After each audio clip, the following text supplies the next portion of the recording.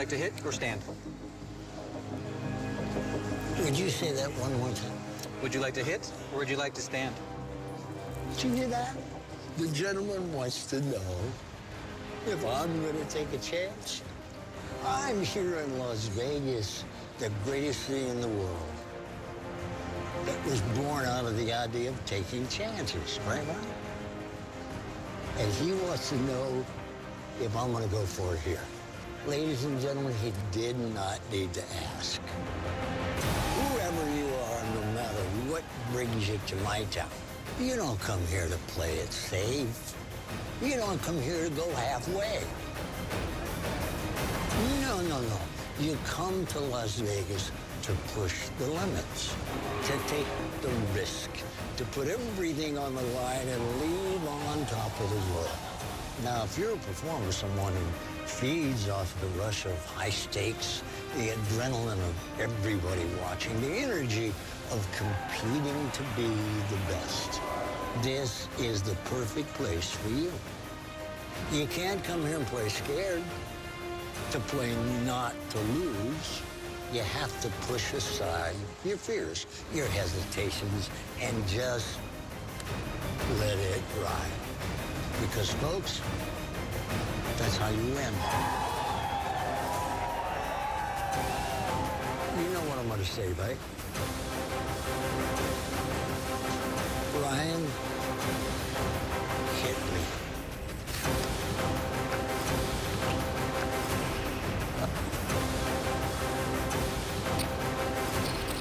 Ladies and gentlemen, welcome to Las Vegas. Man, I love this town.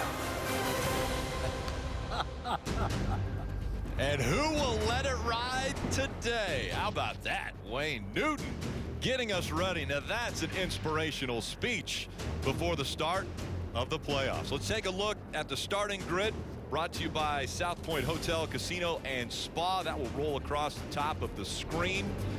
We're going to have the opportunity to talk with Austin Dillon. He was supposed to start 18th, but because of a problem with technical inspection, he will have to go to the back. So a difficult starting position for Austin Dillon, but let's dial him up on the radio.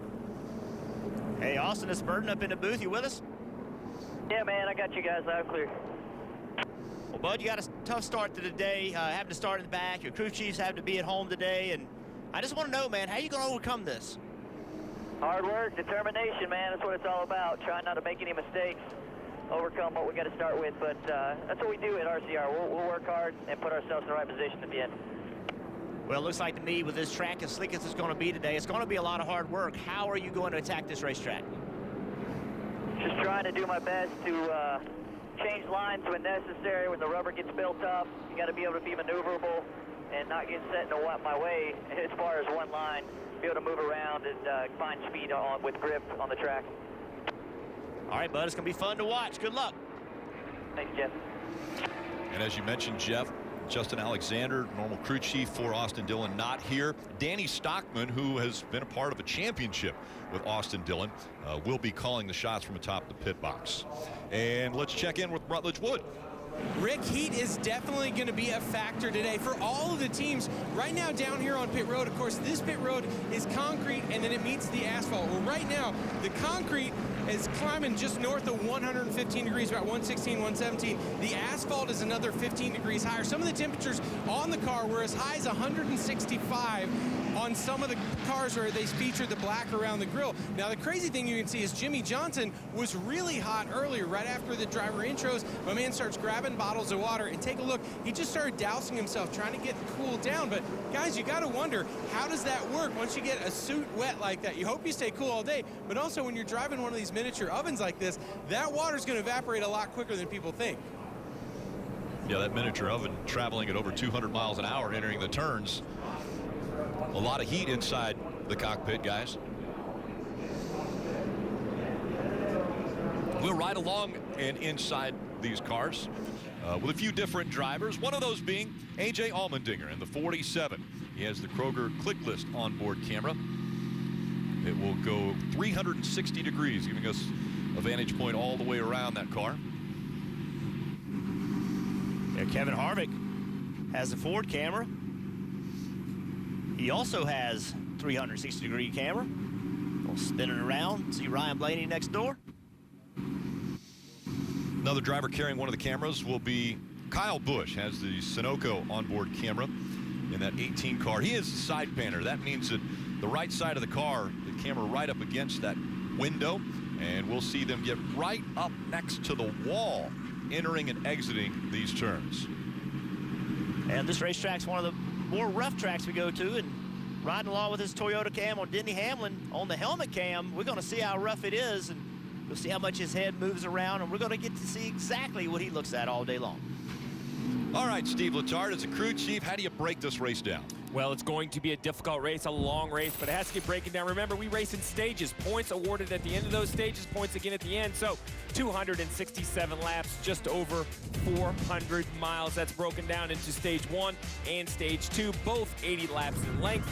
That final stage, 107 laps, and a fuel window at 56 to 58 laps. That means pit stops will be required in every stage. We'll see if they're fortunate enough to come under yellow or if they'll do it under green flag conditions, Ray. Again, we mentioned the heat. It is going to be hot, both in the car and on pit road. Let's go back to pit road and Dave Burns. Rick, one of the things that Las Vegas is known for is its shows, including comedy acts. But when the 11-car team checked underneath their car this morning, they saw something funny and weren't laughing. It was a suspension part on the left rear of the race car that crew chief Mike Wheeler told me looked tweaked. They changed that before inspection, but they're glad they caught it before the race, Parker. And guys, you mentioned how Danny Stockman is filling in for Justin Alexander. I got to talk to him this morning about being in the playoffs, about filling in. And I said, you know, one thing about Austin Dillon is it seems like he loves the pressure of the playoffs. He said, you know what's great about him? He's in kill mode right now. This guy enters with incredible intensity, and I've seen it before when we fought for a championship in the Xfinity Series. He's as cool as a cucumber, even under all this pressure, Kelly. So Joey Logano enters the playoffs as the 6th seed, but also coming off a race at Indianapolis where they, quote, struggled. But still, crew chief Todd Gordon told me he is encouraged by the speed they have shown late in the regular season and encouraged by the fact that Las Vegas is one of Joey Logano's best tracks, statistically speaking. If he can get this win, he's not just through to the round of 12. It'll also be win number 500 for Team Penske, Marty. Kelly Kyle Larson loves multi-groove racetracks, and guess what? Vegas is certainly that. You can run the high line, you can run the bottom line. And Kyle told me round 1 of the playoffs this year kind of freaked me out. He said Vegas is a race where I know we can win. Richmond, not one of my best racetracks, and the road course at Charlotte, I think everybody's worried about that race. So today is the time we have to take advantage. Expect Kyle Larson, Rick, to go to the top of the racetrack almost immediately and try and create some speed up there. A lot have taken that 42 and called him the favorite because of the opportunity to run up high. It's time now for today's Fresh Take, brought to you by Subway. We look back on the March race, and the temperature during that race, high temperature 58 degrees. Now today's temperature as we're running is 99 degrees, so 40 degrees warmer today. And Jeff Burton, how difficult is that for a driver? Well, it makes driving the racetrack very difficult because we talked about how slick it's going to be, but inside the car, it's just hot, Rick. There's no other way to say it.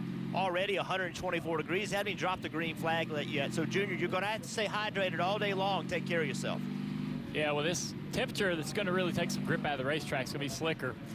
Cooler temperatures, you have more grip in the track, and that brings the groove lower down on the bottom of the racetrack. So today with the high temps, we're going to see guys using that top groove. We saw it in the first practice on Saturday early in the morning, guys running the top, guys practicing it all day long Saturday at the top groove. So seeing a lot of guys use that groove. Larson will be up there, we know that. A lot of other guys will be up there with him. Listening to Clint Boyer's radio. Got to work hard today, Brett. Be at the right place, right time. Ryan's going to move all over the place, just like he did for you yesterday. That full man. Calm and compose in there. Let's go win this thing. He mentioned Brett. That's Brett Griffin, his spotter. Also spots for Elliott Sadler, who was in the Xfinity Series race yesterday. Pace car has pulled off the track. The field now in the hands of Eric Jones. Second career pole, one on Friday.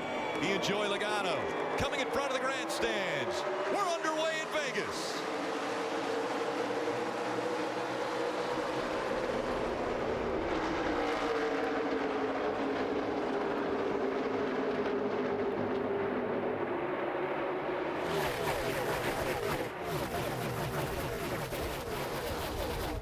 Already a fight for the lead. Logano diving to the bottom of the track in 3. He'll take the spot away from Jones on lap 1. Slid way up the racetrack, drove into turn 3, kind of drove the corner a little bit, but really didn't lose any speed doing it. And here comes 18 of Kyle Busch on the bottom of the racetrack. The bottom of the racetrack, very, very rough. We'll see this line move up the track to avoid those bumps, but right now, everyone with the fresh Goodyear tires hugging that bottom white line, the shortest distance around this racetrack. Now you see Kevin Harvick looking to the inside of Kurt Busch.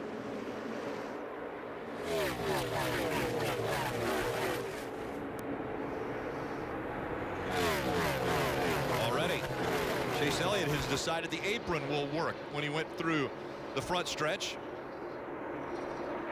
See Kurt there making the middle of the racetrack work. Certainly Harvick looks a little bit faster, but really Busch was able to stay with him on corner entry at that top lane. And Junior, I think that's what you're expecting. You keep saying this top lane's going to come in. Well, early in the run, maybe the bottom, but as this track gets hotter and slicker and the tires get older, you're going to move up the racetrack. Yeah, on new tires with the grip, guys are going to be chasing around the bottom. That top's going to come in as you get around lap 20, and the spotters and the drivers will communicate. Somebody's going to jump up there. Somebody's going to start going fast. Other teams will communicate that to their driver. Hey, someone's making time up on the high side. And they'll start to know by about halfway through the race, right around what lap to move up. They say, all right, man, maybe go up and try that high side here around lap 15 or so. Well, you guys have been talking bottom versus top. One thing about the bottom of the racetrack, it's very rough. The best way to show it, ride on this helmet of Denny Hamlin. Junior, take us for a lap. It's a really bumpy racetrack down into turn 1 of the worst bumps. We're going down into 1. He's actually going to go around the bumps. Still rough up here, but the bottom is even worse. And he's already decided to sort of go around those bumps, and that's another reason why those guys will run that high line, just because it's smoother. It's easier. Some bumps down here in 3 and 4. The worst bumps in this end of the racetrack are on corner exit, right out here against the fence. Right there. Wham, wham, wham. There's some bumps right against the fence. Car bounces on the right front. Stop real hard. Shakes the driver. Deal with that all day long. Now he's down to the bottom. Look at that. That's how rough it is down there. All the way off the wall down into the center of the corner. There's a tunnel on that end of the racetrack. Bumps all the way off the wall down into that tunnel. I have to take some Dramamine. That'd make me motion sickness. It's so rough. Yeah, you deal with it all day long. Doesn't go away. Even as the tire pressures come up and so forth. The bumps off turn 4 are just as annoying as the bumps into turn 1. We don't talk about them as much, but... So Logano has separated himself from Kyle Busch by about 9/10 of a second. Then Eric Jones has fallen back to 3rd. Blaney running 4th. Kevin Harvick is 5th. Kurt Busch 6th. Denny Hamlin, as we were just riding along with him, in 7th. Martin Truex Jr. 8th. Chase Elliott 9th. And Ricky Stenhouse Jr. 10th. Marty. Rick, you saw how bumpy it was for Denny Hamlin. Right behind him is Martin Truex Jr., and they intentionally run through the bumps. They're just so much better on the bottom of the racetrack, and it takes a while for that car to come in. Junior, that's kind of counterintuitive. You would think, hey, you would run one high, even though he's going high right now to get around Denny Hamlin. You would think you would run high, avoid those bumps. But Truex and those guys like the bottom so much, they're willing to go through those bumps all day long because they think that's where the speed is. Yeah, he ran the bottom in practice. I texted him this morning. I said, you going to get on the fence at all this weekend? See what that car can really do? But he's been running the bottom, and he's been having great times and great speed doing that. If you don't got to go up to find speed, don't go up there. His car obviously has a great front end to get through the front, to get through the bumps, the stops, the springs. Everything's timed perfectly that he doesn't have issues like most of the guys do getting through there. Let's go all the way back to the front. Joey Logano, he's out over a second on Kyle Busch. And I think this race is huge for Joey Logano and his team. You know, Joey, they really haven't shown a lot of speed in the regular season, and they unloaded fast here in practice. They qualified well. They were good all the way through practice, and I think that's important to now take off here early in the race and drive away from Kyle Busch, who many people believe is a contender to win this championship, or maybe the favorite. But this has been a good racetrack for Joey Logano, and I think that when you go to somewhere that you've been good, he's led laps in 5 straight races here. When you go somewhere that you've been good, you need to be good right now at the start of the playoffs. You've got to build some positive momentum, and right now, it's going that way for Joey Logano. And this team very hungry. They did not make the playoffs last year. They want to show everyone they are championship contenders. NASCAR Heat 3 is available now on the Xbox One. PlayStation 4, and PC. Go to NASCARheat.com today.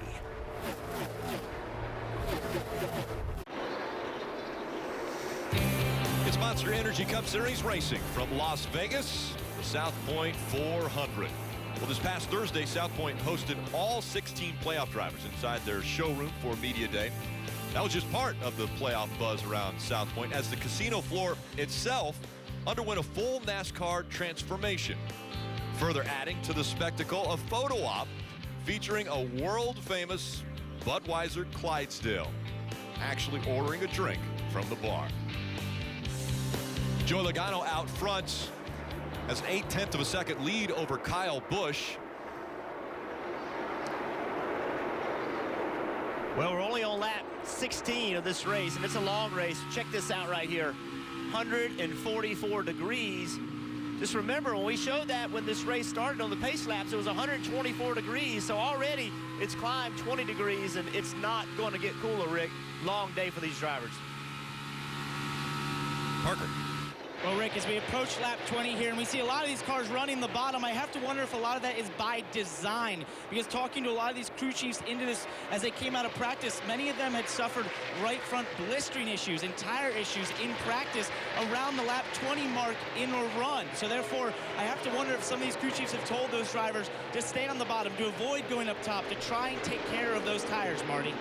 And Parker, it seems to be very team situational as to who has tire issues. But from what I'm hearing from a lot of teams, they are tight in the center, chattering the tires off of the corner. And I'm wondering from you, Jeff Burton, would that make you a little more worried about those right fronts if you're chattering going through center off on these corners? If I'm chattering a tire, meaning the tire's actually bouncing up and down on the racetrack as I turn the wheel, yes, that scares me to death if I'm worried about right fronts. And Steve, right front problems on a day like this where it's so hot, that's not unusual. No, not unusual. And the concern is, I'm not sure there's anything you could do that you could fix it. You know, it is just the conditions. Over 100 degrees ambient. That right front tire is well north of probably 280 or 300 degrees. So Kelly, you know, you could try to coach your driver, you could tweak the setup, but in the end, it just may be race management. Understand when to push the car and when to be very patient. Well, it sounds like something else that could be getting hot today are the brakes. Chase Elliott in the 9 car came across the radio to tell his team that he had a vibration. They did not spring into action. In fact, instead, I should say, Alan Gustafson, the crew chief, told him to turn on his brake fans to help cool the brakes, see if that would help solve the problem. Again, the crew has not reacted, so they're not calling him pit road. That might have been the solution. These temperatures, it's going to be tough on the cars, tough on the drivers, tough on the pit crews. They're sitting down there in this heat. They're like special teams, right? They sit on the sidelines. They'll get 5, 6, 7 chances to react and do their thing today. Hard to stay focused in these conditions. How about this battle between the 41 of Kurt Busch, that blue car, that's Ryan Blaney in the 12, and the 78 of Martin Truex Jr. on the bottom of the racetrack. Parker. Well, guys, Danny Stockman, who was filling in for Justin Alexander on the 3 car, told me that Austin Dillon is on kill this morning as he enters the playoffs. Well, guess what? He started this race 38th, and he just passed 7-time champion Jimmy Johnson to get in the 20th position. 18 cars. What an incredible run by this 3 car early in the race. And we do want to congratulate Justin Alexander because they had a baby. And so that is why the crew chief for the 3 team is not here. And up front, Logano, that gap that was 0.8 of a second has now closed to about 0.5 second, even under 0.5 second. So Kyle Busch, Las Vegas native, is closing in on Joey Logano. Yeah, Kyle's just been kind of clipping away a little bit at the time, and you can see they're both running in that bottom lane. We've heard from our pit road reporters how some teams want to run the bottom right now, but as Kyle gets closer to Joey Logano, it's going to be tempting. There he goes to the top. It's very tempting to go because it's so much cleaner air there. So he can make more time perhaps by jumping up on the outside. It didn't surprise me to see him try something different once he got about 5 or 6 car lengths behind him. And Jeff, that's a fun battle for the lead on the left. On the right-hand side, Ryan Blaney struggling, falling back another position. He too saying he's tight, chattering the tires through the corner, really struggling. And his quote was, "I'm a roadblock out here." Steve, I don't know if Junior ever told you he was a roadblock, but that's not a good thing, is it? Oh, no, he's had a bunch of colorful terms. I'm not sure if roadblock ever made the list, but that happens. But he has to do this, right, Dale? Don't worry about the 42. I know it's frustrating, but only 25 laps, and you got to manage your equipment. Well, he sees Kyle Larson running that high side going around him. He can just, move around and see if that helps his car. Maybe try that high side and see what kind of speed he can find there. Larson's been driving through the field, moving up, and he's on the top of both ends of the racetrack. So I haven't seen the 12 car move around much or move up the racetrack to see where the speed is in his car. See a battle for the lead up front. Looking pretty good. There's a battle for third. Kevin Harvick takes that from Eric Jones. Kyle Busch was looking to the inside of Joey Logano for the lead. And the gap had closed. There we are. You see it back up on the high side. So Kyle now is doing everything that Joey isn't. So Joey drove to the bottom in 3 and 4. Kyle went to the top. The last time in there, in 1 and 2, Kyle did the exact opposite of Joey. So now it's just a game of cat and mouse, Rick, as Joey's trying to not let Kyle know where he's going to go, and Kyle's just reacting to it. See right there, Joey went to the bottom, so Kyle, to the middle rather, so Kyle just went straight to the bottom. And Jeff, just before that gap started closing, Adam Stevens came on the radio and told Kyle Busch, Joey Logano looks like he's starting to get loose. Just keep clicking off those consistent lap times. And right at that point, he started gaining right to him. He was within a car length there for a moment, exiting turn 2. A little bit of gap between the two of them as they go through 3 and 4 and back across the grandstands. Kelly. And Joey Logano's spotter, TJ Majors, trying to tell Joey every move that the 18 car is making. Meanwhile, as the 18 car observed, he is getting a little loose in one end. Joey Logano's been working the track bar, but it's not helping. In fact, it's kind of hurting on one end of this racetrack. They're going to have to get the balance sorted down on pit road. Talk about how you battle, how you race, how you complete a pass or try to make a pass. I think this is the best way to watch. We're on the roof of Kyle Busch's second place car, the yellow car in front of him, Joey Logano, as they head down to turn 1. It's going to be lane selection. Joey Logano, where are you going to go? Kyle Busch doesn't want to follow. He's going to pick a different lane. Yeah, he's been running that high side and gaining on Joey, and I think that he wants to continue that trend, continue running high. But as he gets closer to Joey, Joey's getting that information about where he's at, where he's running, what line he's running to close in on him. Joey's, and I say this in a nice way, he's one of those guys that really does a lot of blocking. Even on tracks like this, Joey will drive wherever he needs to make it tough on your car aerodynamically. So he moves around with that information he's getting or just what he sees from Kyle Busch in the mirror. Well, as these two battle, don't look now. This is out the front of the 18, but on a corner exit, you're going to see that white number for that Mobil 1 machine of Kevin Harvick. Dave, he has entered the picture.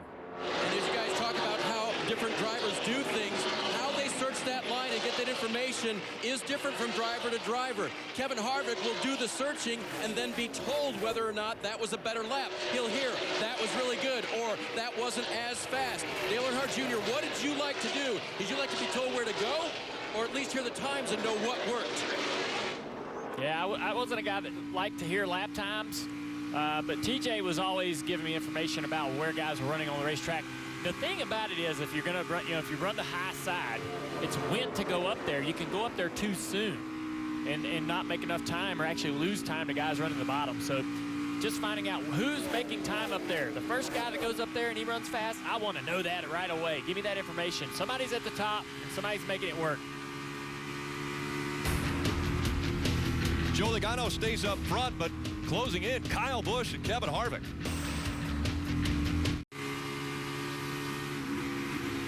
NASCAR Drive is your live race day companion. Watch throughout the broadcast, select alternate camera angles, or you can even ride along with in-car video of your favorite drivers. Visit NASCAR.com/drive or download the NASCAR mobile app today. Somebody on not a normal Sunday drive, driving to the front is Kevin Harvick. Harvick has taken over the top spot and now pulling away.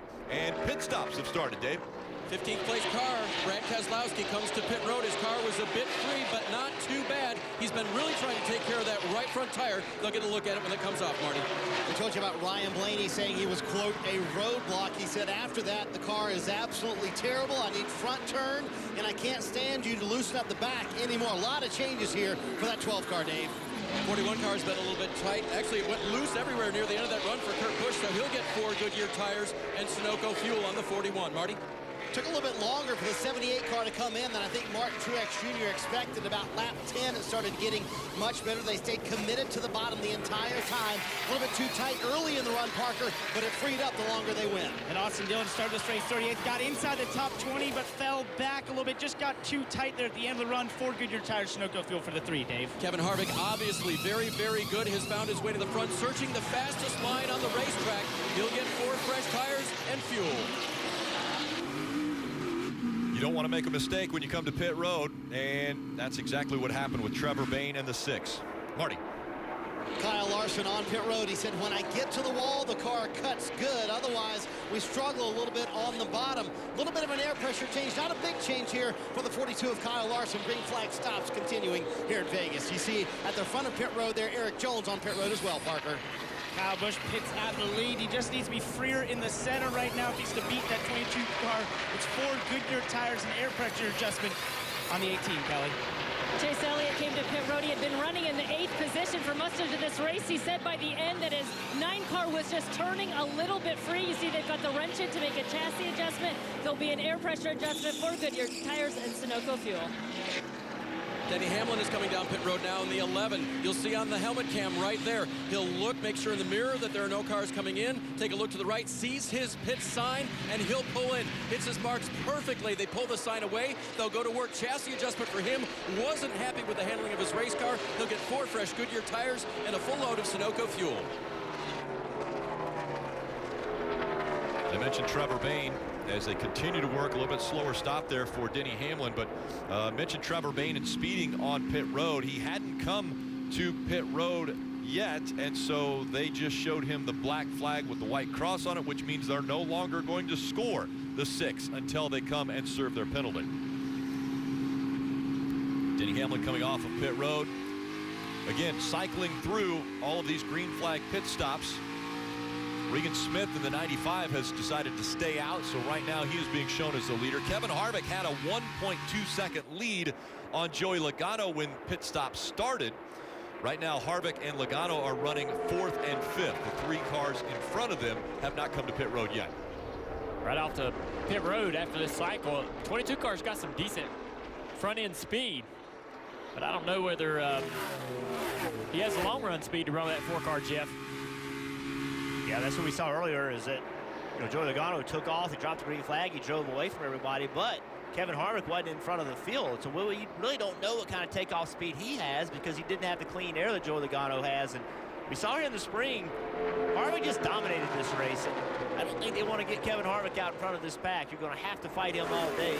He had great speed in practice and was so good here in the spring. Yeah. I don't think you want to give him I like what I'm seeing out of this 22 car right here after these newer tires, and he's able to keep pace with the 4.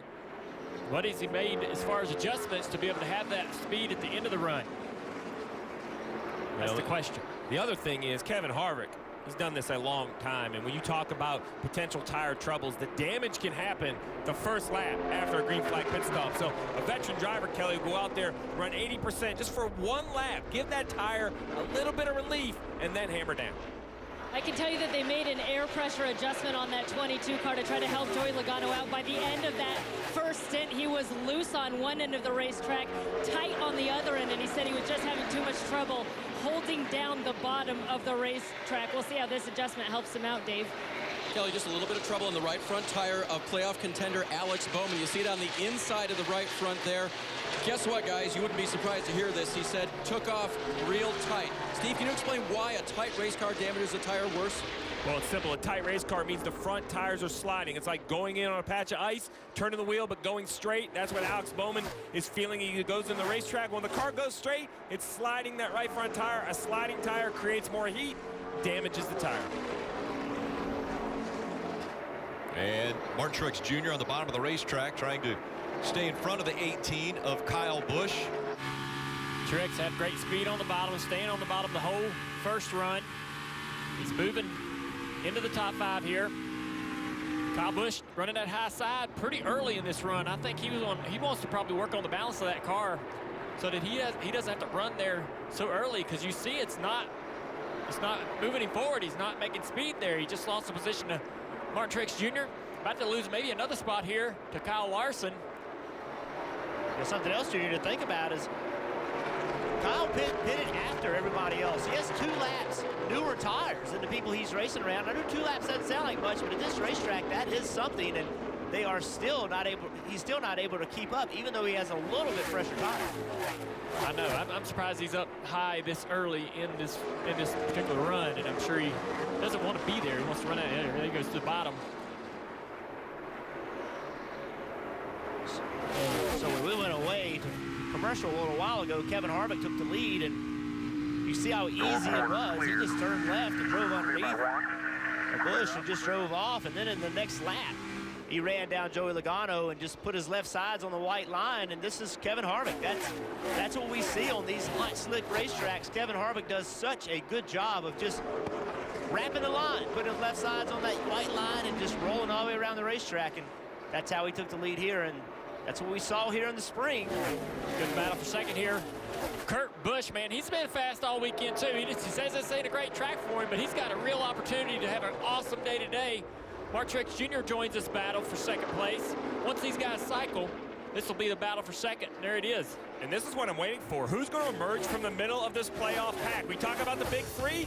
Kurt Busch in the 41. He raises his hand early and says, I want to be a contender.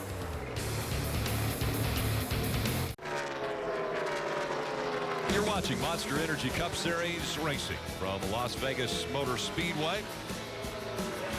Make sure to tune in on Wednesdays at 9 a.m. Eastern as the NBC Sports will be on Sirius XM joining the morning drive. That's NASCAR Radio Channel 90. This week, Dale Jarrett, Hall of Famer, is going to join the guys again on NASCAR Radio Channel 90. And a great battle for the lead starting to build as Harvick and Truex now have closed the gap and gotten by Regan Smith, who was staying out. He will now come to pit road, but Regan Smith falling all the way down to 10th position. Now the fight for the lead is between Kevin Harvick and Martin Truex Jr. Dave. Harvick's crew chief Rodney Childers told me this morning he was very confident they'd be good. I said, what are you basing that on? He said everything. Then he gave me a little more detail. He said, we made sure the car was comfortable and that it would race groove-wise from the top to the bottom. He felt like they were the best car on the bottom, but they could still make some time on the top. And that bottom group, by the way, he felt they improved over the March race, which they dominated. They drove away from Kurt Busch. And the 4-car has, and Martin has kept pace. That's one thing I'm watching here. I thought Truex was great in practice. He's been running this 4-car down a little bit at a time. A 10th here, a 10th there. And they have run away from the rest of the field. Big bobble there for Martin Truex Jr. as he exited turn 4, probably around those bumps that you've talked about, Junior. 42 of Kyle Larson able to get by the 18. Right around the part of the run where the top is going to come in for Larson. He's moved up there. He's making time. I don't think it'll take him long to get by Logano for 4th. See the value of the top of the racetrack. It's down the straightaway. I mean, look how much more speed the 42 carries down the straightaway. That doesn't mean he has more horsepower. It just means he's able to get into the throttle earlier when he runs the top. This right here, the 22 is going to have to leave him a lane, and he's easily going to go to the outside, Marty. And Steve, it's funny, I've heard a couple of spotters say, hey, anyone going up top, they're losing time. Well, not Kyle Larson. Maybe they should tell him that. He's gaining a ton of time on the top of the racetrack where he likes, but it's because the race pace is slowing down so much. That's what's working so well for Kyle Larson, his race team right now. Also on the last stop for Eric Jones, they came down pit road in the top 10, fell out of the top 10.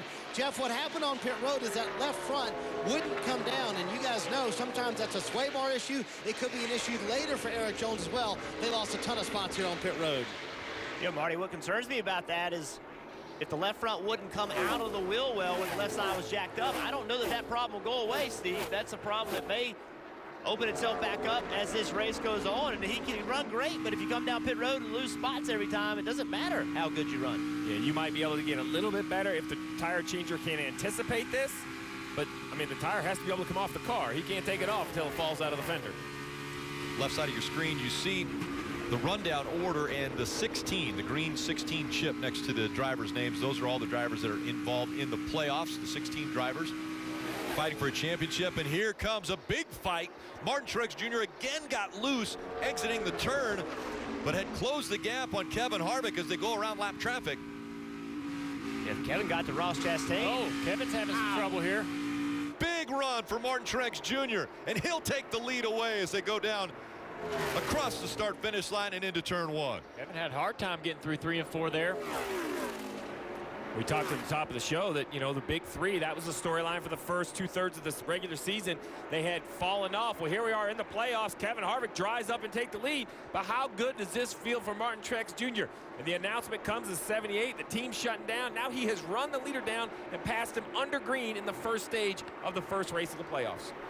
Martin Truex Jr. came into this race with 35 playoff points. Again, you get 1 point to win a stage. You get 5 points to win the race. So Martin Truex Jr.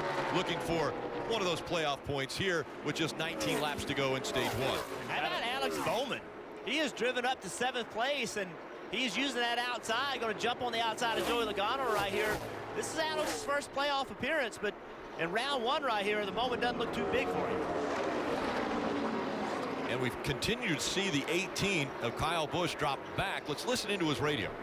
Anywhere else around the racetrack, I got no right front grip. Just slide the nose. Just get in a corner, loose, land, slide the nose. Every freaking lap.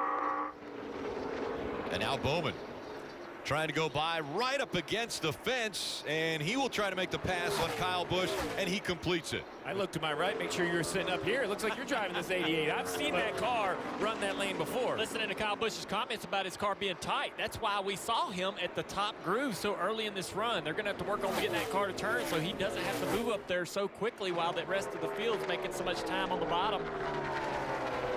Kyle Larson trying to take the 3rd spot away from Kurt Busch. We're going to see this all day long from Kyle Larson. He doesn't have that takeoff speed. The first 10 laps, he's not going to, he wasn't very good on this run, but he is going to fly at the end of these runs. He's wanting long green flag runs all day long. You mentioned he's going to fly. He has already gained 1.5 seconds on Martin Truex Jr. He was 4 seconds behind the leader about 3 laps ago. He is clicking off great laps. Yeah, with 16 to go, that's really the question, right? Will he run the leader down before he runs out of laps? And Dale, I was going to say, it seems like the top is the place to be if you have a car that can handle that position on the racetrack. Seems like the 18 of Kyle Busch is so tight he has to almost be down a little bit, leave himself some room. You're looking right now at Blaney, that 12 car. A few laps ago, he was trying to run the outside, and we keep talking about how slick and rough this racetrack is. When you lose just a little bit of grip, there you go, contact. Obviously, Almirola took the air off of him and kind of squeezed him up there. You can see right here Eric Almirola sliding up the racetrack, and ooh, that stuff makes you mad.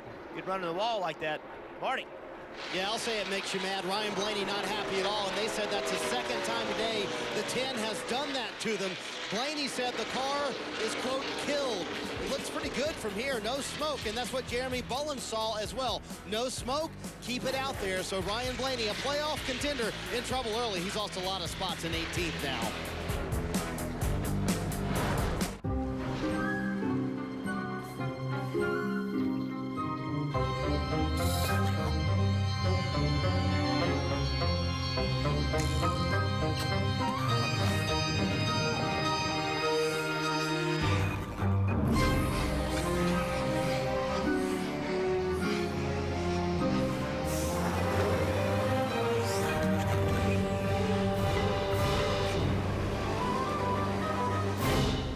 $2.99 for a Car Hop Classic. What a steal. Steal. That's a heist. Put this on. Oh, disguise. I don't think I can eat in this. It's all part of the plan, my friend. Get a quarter-pound double cheeseburger or a Slinger Plus Tots for $2.99. Try it today. It's been a while, Todd. I see you on your fancy mobile application. Yeah, it's the new Sunoco app. I can pay straight from my phone, so I save time. What about saving our relationship, Todd? I also get rewards. Is punching in your 5-digit zip code not rewarding enough, Todd? Well, it's just more convenient. You'll be back, Todd. I'll be waiting. Introducing the new Sunoco mobile app. It's the fastest way to fuel. Just tap, pump, go. Tag.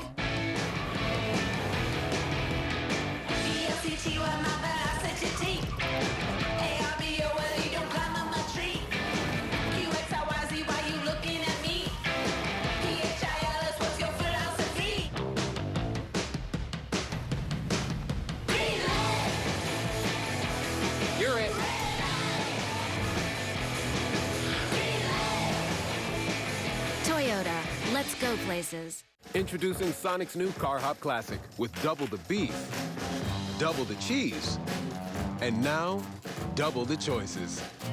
Try quarter-pound double cheeseburger or slinger with tots for just $2.99. Get them while they last. Final race in the Verizon IndyCar Series. It's championship day. Time to bring the action.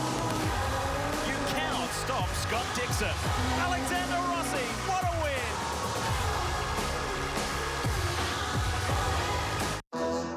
We're bringing you a matchup of epic proportions because you can't close out the summer without one final blockbuster. All eyes on Giants Cowboys. All eyes on Sunday Night Football.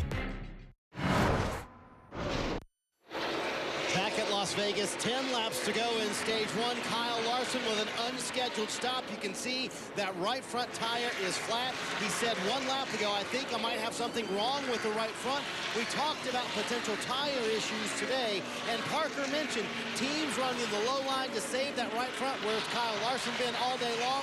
That high line, that right front, gone for that 42 car, pitting when they don't want to pit here with now 9 laps to go in stage one. Double whammy. Not only is he going to lose a lap, but as you mentioned, Marty, most inopportune time, because in 8 more laps, points are going to be given out to that top 10. And when we talk the playoffs, it's about points, it's about advancing, and he's going to miss out. That's the only thing about running that high side is it feels so good, man. You'll drive the right front right off the car. We've done it before, Steve. I've been up there running and had 3-4 tenths on the field, and you would tell me, hey, man, you need to back it down a little bit. You don't have to run that hard and beat that right front tire up. Yeah, we've had that conversation. You say, well, I don't know. I just know it feels good, and it was my job to manage it. You go as fast as you think, and if I thought you were going too hard, we would end up managing the races. We got better the more races we had run together. On the bright side, guys, the car didn't look like it was damaged. You know, when you have a right front tire failure and it doesn't tear the right front fender off, I think that's a win in a bad situation. It could have been much worse. Parker. Well, guys, we've talked about the heat the drivers are experiencing inside the cars. We saw that temperature gauge of age only at 144 degrees. Well, check this out. This is the iPad I use on pit road. It's too hot right now. But it's actually overheating. We have our iPads overheating down here. So I'm going to go find some ice to put this on because we got to take notes on this. This is how I keep track of all the cars I have here on pit road, and it's right now not working. So even pit road is suffering from the heat. Alex Bowman in the 88s making great time. He's running that high line. Maybe they should think twice about it, as we saw Kyle Larson have a right front tire issue running that high line. I think that's a good point, Rick. You know, with 6 to go in this stage, what's the big picture? Do we want to maybe slow down just a little bit here and take a little bit of time, or do you need these playoff points, these stage points enough where you're just going to keep pushing? I think you have to argue the opposite. He has 0 points. He enters at 2,000. I think these are the risks that 88 has to take. I don't think he has afforded the opportunity to be conservative, right? He had 26 weeks to build himself a little bit of a cushion. He did not do that. I know it's a risk, but I think he has to fight for every point in this first round. Steve, they just told him a couple laps ago, take it easy. The 42 just lost the right front, so he knows. Marty. Rick, I want to show you what Jeff Burton was talking about. You can see the outer casing of the tire for Kyle Larson obliterated, but the inner liner, the Goodyear mandates, that's what saved that right front fender. He was able to ride around on that inner liner, saving the right front fender. So, Jeff, you're right. The right front fender on the 42 doesn't look that bad, and it's because of that inner liner. Well, that's a good break for those guys in a bad situation. They did catch a good break. But how about this race? They told Alex Bowman, hey, take it easy, but I don't think he listened. He's still digging hard. Do race car drivers ever listen when someone says take it easy? Rarely. To be clear, they rarely listen at any point. So the battle continues for the 3rd spot. Kurt Busch has it. Alex Bowman's trying to take it. Look at this replay of the 78. Hits something, looks like a brake hose, yep. I'm guessing off the 42. That flat right front tire would pull that hose off. Bowman took that spot from Kurt Busch. It's a nervous times, 2 to go, coming to the end of the stage. Well, you have tire problems. You really just want to make sure you get to the end of the stage without an issue. Well, Bowman doesn't have anybody in front of him, not a position close enough to try to achieve. So this is where he could get that information from his crew chief to, hey, man, hold this position. Back it down 90% or 80%. Yeah, that's not a gamble now. Now it's just silly. You know, now you have to manage it. Or maybe they're fast enough where he has backed it down. Maybe we're going to see Alex Bowman drive this thing to the front in a little while. Alex Bowman running third. Martin Truex Jr. out front. Now under 2 laps to go. Final lap of stage 1. Truex Jr. and Harvick running 1 and 2. Alex Bowman about 4.7 seconds behind race leader Martin Truex Jr. So those two have checked out. Truex Jr. and Harvick, just like Harvick did in the spring race here earlier. He was able to check out. Harvick won the first stage and the second stage and then went on to win the race. Well, now Martin Truex Jr., as he exits turn 4, is looking to win stage 1 at Las Vegas, and there is another playoff point. Stage winner, MTJ, come on. And a battle there for position between Kyle Busch and Chase Elliott, and Elliott noses Kyle Busch right at the line for 5th. Every point matters, and that's what they're fighting for.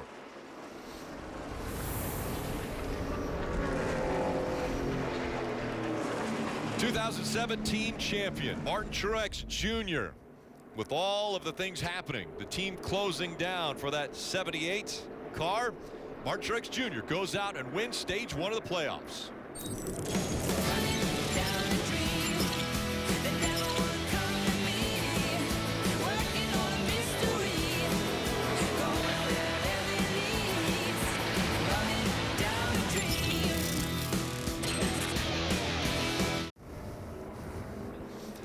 Monster Energy Cup Series racing from Las Vegas. It's the South Point 400.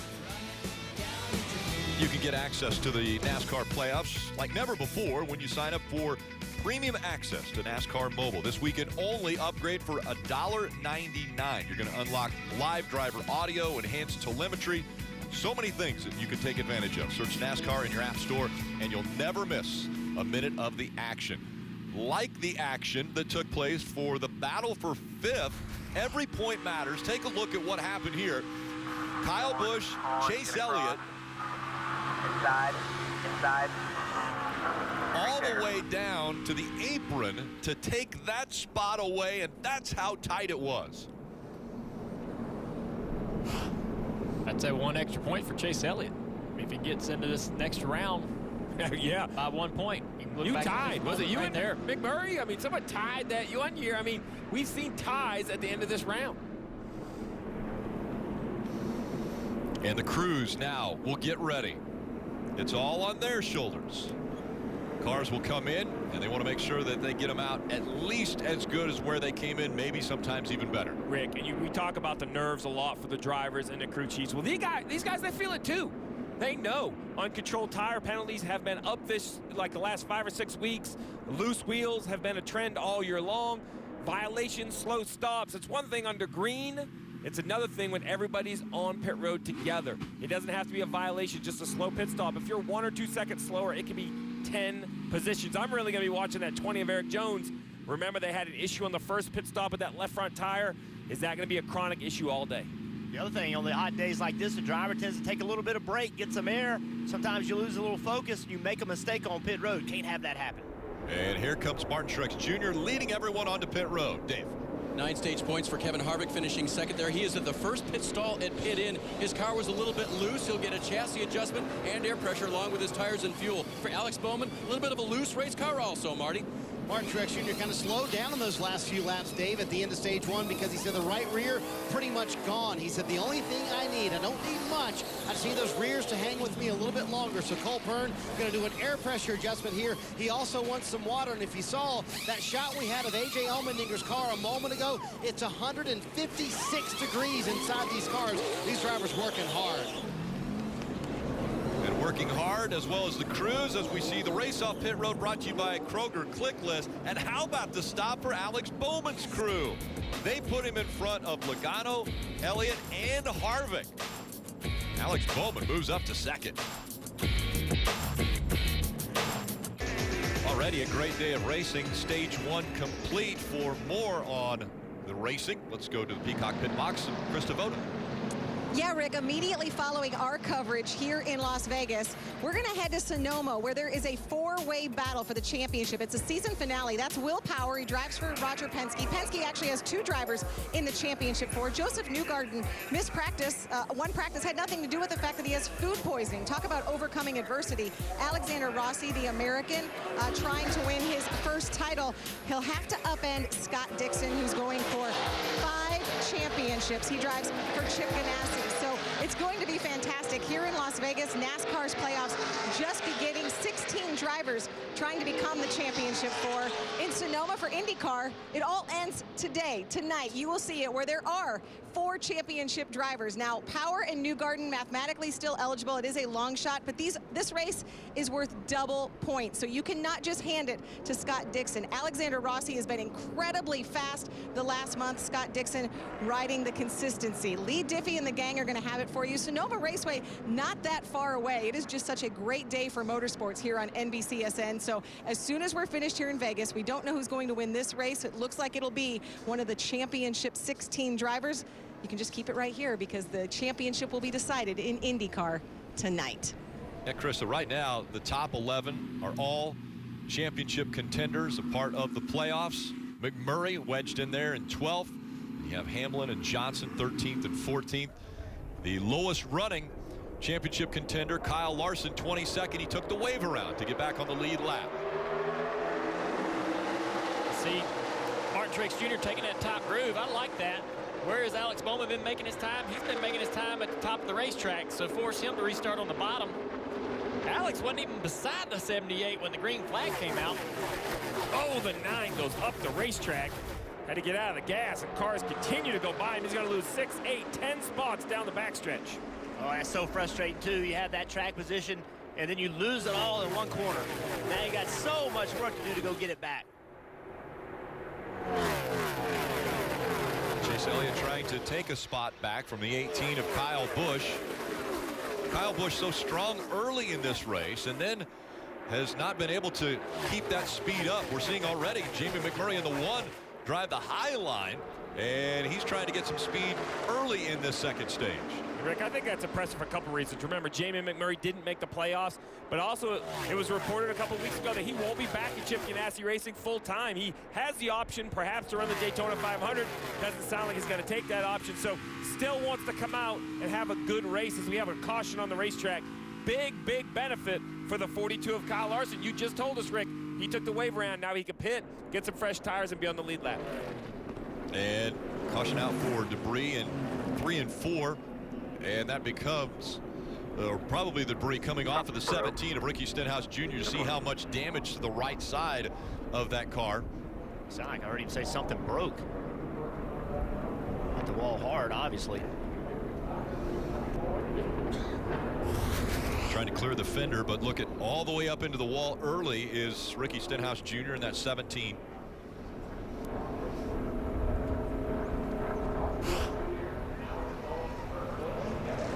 So quite a bit of damage for the 17 team.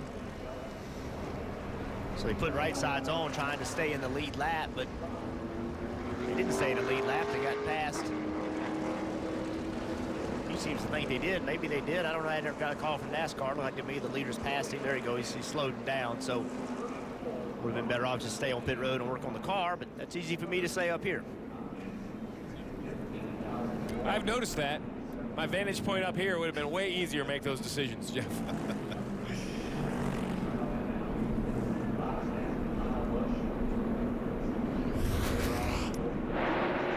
what happened to the 9 car on this restart. Teammate, 88. Put him in some dirty air, you know. Didn't do it on purpose. That's just what happens. He had a run on the top, got up in behind the 88 car and lost the nose, lost the grip in the car, had to lift. And when, like you said, Jeff, when you have to lift on these restarts, you're going to lose a lot of spots. They're hard to get back. I mean, this is the best up here in the top 10. And again, under caution for the second time today, the Monster Energy Cup Series playoffs. They continue next week at Richmond. You can be there for the first ever NASCAR Playoffs race weekend. The contenders will battle under the lights in some classic short track action. Visit NASCAR.com/tickets to purchase your tickets today. And a reminder, our own Dale Earnhardt Jr. will be racing that weekend in the Xfinity Series. Man, you ready? Yeah, got my seat sorted out. Got in the car last week. Ready to go, man.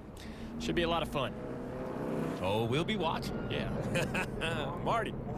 Oh, you can feel the fist bumps down here for the 42 when that caution came out so early here in stage 2. They also have a little bit of extra time here to fix that right front fender. They're going to take on 4 fresh Goodyear tires. Kyle Larson back in the game. 91 laps in the book here at Vegas as we continue the first playoff race. Back for more in a moment.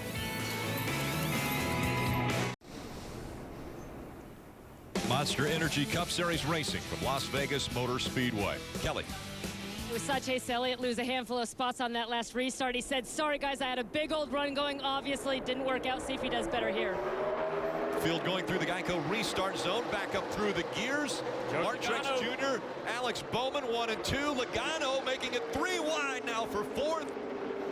And Alex Bowman did better on that restart also. He's alongside the 78. Really good launch by Alex. There you go, Alex, driving in there. Take the win. Take the lead here from old former champion. And Martin Truex Jr. is going to drive by him on the high side. Yeah, Truex ran him tight and won it in 3 and 4. Took the side force off that car. That allowed Kevin Harvick to get a run on the 88 as he lost the grip. Also allowed Brad Keselowski to get up here in this battle. Hadn't seen Brad inside the top 10 all day long. Here he is. Couple good restarts. Sorry, a couple good restarts, and he's actually gained a lot of spots here. Well, now the 88's in the middle of the racetrack. We saw him making up most of his ground in the middle and the high part of the racetrack. Will he move up there early in this run? No, he can't move up there. It's too early. The field will just make so much time on the bottom. You have to wait till around 15, 20 laps into the run. You say that, but the one of Jamie McMurray, who's back about 6 or 7 positions, he comes into the top of your screen, is running the absolute fence with some success. Area easily clears the 20, and now he's going to look for more positions into turn 3. And the 9 has moved up there as well. Chase Elliott has decided he wants to try the high line. Parker. Well, Rick, I spoke to Jay McMurray this morning about this exact thing. One, racing against all these playoff drivers. He said, for me, I don't care. It's a normal race. I don't really pay attention to who's in the playoffs or not. But also, you may have noticed that one car has been a lot faster in the last couple weeks. He said, it's interesting. We changed one really small thing, and suddenly we had all this speed. He goes, you notice the 42 car's faster? They changed it, too. Door to door. Clint Bowyer in the 14. Chase Elliott in the 9. Well, Clint didn't give Chase much room, kept him pinched off a little bit, took that air off to the right side of his car. See right there, Jamie had to lift just a little bit. He ran up on the 9, getting into turn 1, had to lift, slowed his momentum down. That allowed Erik Jones to drive underneath him, but Jamie on that outside, he's digging on the outside of Chase. So many question marks entering this playoffs for the 48 of Jimmie Johnson. Well, welcome to the top 10. Here comes Jimmie Johnson and the 48. I asked some of the other drivers on an event Thursday, hey, how do you rate, Jimmie Johnson? I asked him himself. I said, listen, you're a long shot. Is that fair as a 7-time champion? And Clint Bowyer interrupted me and said, don't wake the sleeping giant. Let this be. So those other competitors know. While the numbers may not be impressive for Jimmie Johnson in 2018, Parker, they all understand how dangerous this team has been for so many years. No doubt, Steve, but when you talk to this race team, they kind of know the position they're in. They tell you consistently that in this first round, they have got to just simply score points. And now where he's running is very important. He's 10th, the last stage point. And Chad Knaus told him before this last restart, you're in 13th. You're so close to those stage points. Go up there and get them, buddy. And now, teams from the same organization. The 9 of Chase Elliott and the 48 of Jimmie Johnson, nose to tail, running 9th and 10th.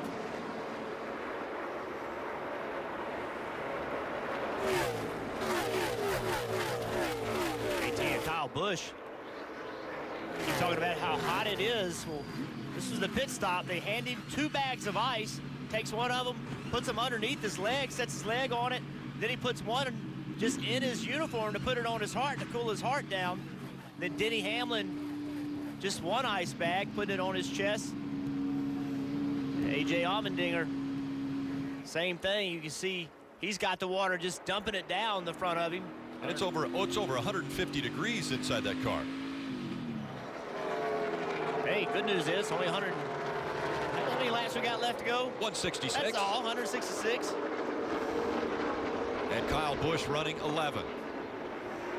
Again, we talked about the temperature comparison from when they ran here earlier this year in March. 58 degrees was the high temperature on that day. Right now, it's 101 degrees. And I want to tell you, inside that helmet, Kyle Busch, it's hotter. Because he's in 11, and that's not where Kyle Busch expects to be running. Opening round of the playoffs, outside of the top 10. This is not what this team is about, and I can promise you he is not happy.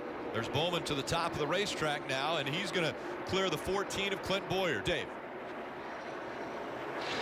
Rick, he slipped back to the 6th position on that restart.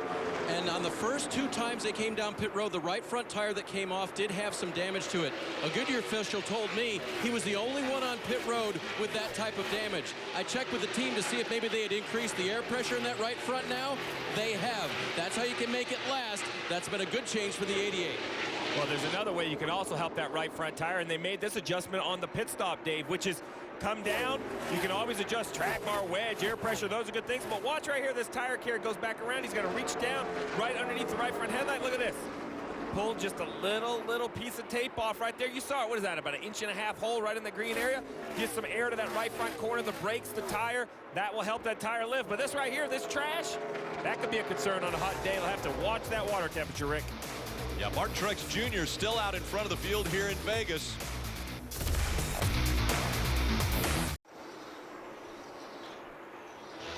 .52 laps remain in Stage 2 of Monster Energy Cup Series racing from Las Vegas. The South Point 400. And hey, NASCAR fans, if you want more chances to win a fan-built Chevy, Ford, or Toyota truck, go to NASCAR.com/playoffs promo and enter the promo code PLAYOFFS to get 10 extra chances to win the truck of your choice. But don't wait, this bonus offer ends today. That's promo code PLAYOFFS. And we're actually a part of the Ferris wheel right now in Turn 4. What a great job Las Vegas Motor Speedway and everyone does here for the fans, giving them the Turn 4 turn up and giving them a great experience of Monster Energy Cup Series racing, as Martin Truex Jr. has a 1.6 second lead over Kevin Harvick, who's running second. Keselowski is third, Kurt Busch fourth, Logano fifth, and all the way back in sixth now is Alex Bowman. There you see him passing Clint Boyer for position earlier just a few laps ago. Had some trash on the front of that grill. Caution's out here. Cautions come out, and slow car in turn 1 and 2. That's Ty Dillon in the 13. Bad, we can probably keep running. Just keep driving around. Ty was running 29th at the time that this caution has come out. You see damage to the right side, and there goes the right front. The tire, the shell of the tire has just come off. One of the right side tires kind of slid off, but you're going to have to try and pull the car up. Remember, we mentioned the inner liner. Anytime they run on a racetrack a mile and above, the speeds that these cars turn will be required to run an inner liner. So we saw the shell of the tire come off. Here's a replay. What happened to 13, Ty Dillon? Coming down the front straightaway. Oh, man. Flat tire. Yeah, you forget the front stretch is curved until you have a flat tire and the car goes straight. Then you realize how much curve there is to that wall. And is that, gets more rubber on this racetrack, the track gets tighter. Guys got to adjust for that to keep the right front tire on the car. Literally, as we saw the right front tire come off of the car. Dave. Nice pickup for the 2 of Brad Keselowski. The 4 of Kevin Harvick has been fast, but Brad was running down around 13th, 14th, 15th. Now he's back up into the top 3. Harvick doesn't need much of an adjustment on that 4. He's running fast, Marty. Truex Jr., the leader, coming down pit road, Dave. He said same thing with the car. Starts a little bit tight, but it frees up, comes to me nicely. So Cole Pearn going to make no changes other than those 4 fresh Goodyear tires and Sunoco fuel. And they did get Martin another water bottle. Again, awfully hot inside these race cars.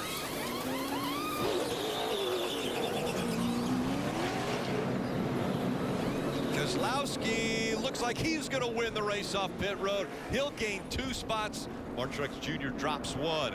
Joey Logano, also from Penske, in the top 3. They're looking for win number 500 for that organization.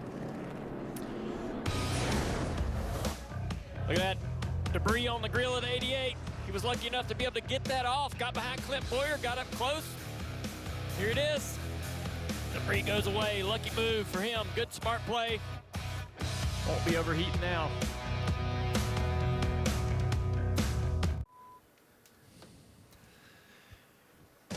Tonight on NBC, Sunday Night Football. Eli Manning and the Giants visit Dak Prescott and the Cowboys. An NFC East battle. Both teams looking to bounce back from opening week losses. Football Night in America, that's 7 p.m. Eastern. And kickoff at a new time, 8:20 p.m. only on NBC. That is the future home of the Raiders. They are coming to Las Vegas. Well, the 18 of Kyle Busch had to make a second trip down pit road because they needed to put some lug nuts. We saw instantly right after the pit stop.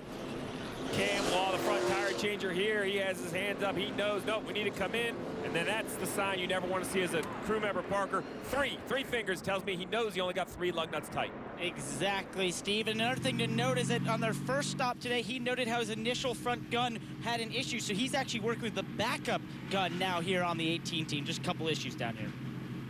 A little different philosophy on this restart for Martin Truex Jr. He's going to restart on the bottom. He's got Brad Keselowski, a veteran, on the outside, not Alex Bowman on the front row. We'll see how this works out. It's be important for these guys going forward to pay attention what line succeeds here. Field coming into the Geico restart zone. Keselowski, the advantage as they were going into turn 1, but here comes the 78 of Martin Truex Jr. fighting back on the inside. Oh, look at Brad. He's got the speed off the corner. He's going to be able to take this position. Harvick's coming with him on the outside. And I really didn't feel good about that restart from Truex taking that inside line. Well, I don't think he took it. I think Brad beat him off pit road. Oh, that's right. So Brad was the control car. That makes more sense to me. Yeah, Brad was the control car. Brad utilizing that win off of pit road to keep the lead, as Brad Keselowski now in front of Martin Truex Jr. Kurt Busch is up into the top 3. Joey Logano, Clint Bowyer, and look at Logano using the middle of the racetrack to make up ground. Got an issue off turn 4. So he's back there in 6th place now. He's still struggling with those guys on that left rear quarter panel. Making his car tight through 3 and 4. Jamie McMurray he is committed to the high part of the racetrack. He has run on the top of the track in 1 and 2 and in the top of the track in 3 and 4. Rick, you couldn't have said it better. This is the definition of commitment. He doesn't care. New tires, old tires, restart, long run. He has to give up the entry speed. So watch right here. The 88 will dive to the bottom. He can drive in the corner harder. The 1 will go, but now the 1's already back to wide open throttle, and watch how good it makes this car look down the straightaway. Looks like he has way more horsepower. Yeah, Bowman did such a good job on the bottom right there. Didn't really show it that much, Steve. Surprised Alex Bowman could carry that much speed compared to McMurray on the top. That top groove is going to work on the restarts for a couple laps until everybody starts to get clean air in front of them and can work that bottom groove. He's taking advantage of these guys as they're all trying to get to the bottom and checking each other up. See, now he's gone to the bottom as he sees that advantage has gone away to be able to use that top on the restarts.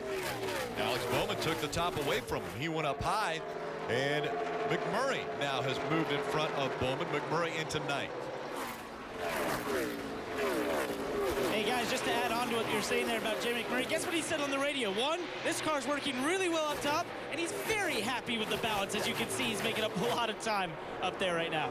Junior, I just have to ask, you and I have had this conversation. You know, I never knew how much pressure there was just being a crew chief until that year I didn't have any. I knew I was leaving at the end of the year. I thought I did my best work. Well, how about Jamie McMurray? He knows he's done at the end of this year. Is he just, the pressure's off? He knows he didn't make the playoffs. Is this just Jamie McMurray having a good time, running the top, whatever it takes? For the longest time, it didn't look like that. You know, him and the 42, their teams worked really close together. The speed in the 42 was there, but you never saw it in the 1 car. But ever since probably mid-season, they started to pick up pace and kind of show that competitiveness that we see from Larson, and we're seeing it here today. Kevin Harvick lost spots coming off of pit road, and then on the restart, not a great restart for Kevin Harvick. The frustration coming through. Listen to his radio.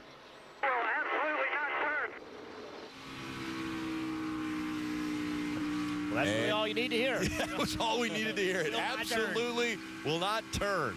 And, you know, it's so frustrating because he had a good restart and had track position. We saw him battling for second place. He came off turn 4 and lost it all.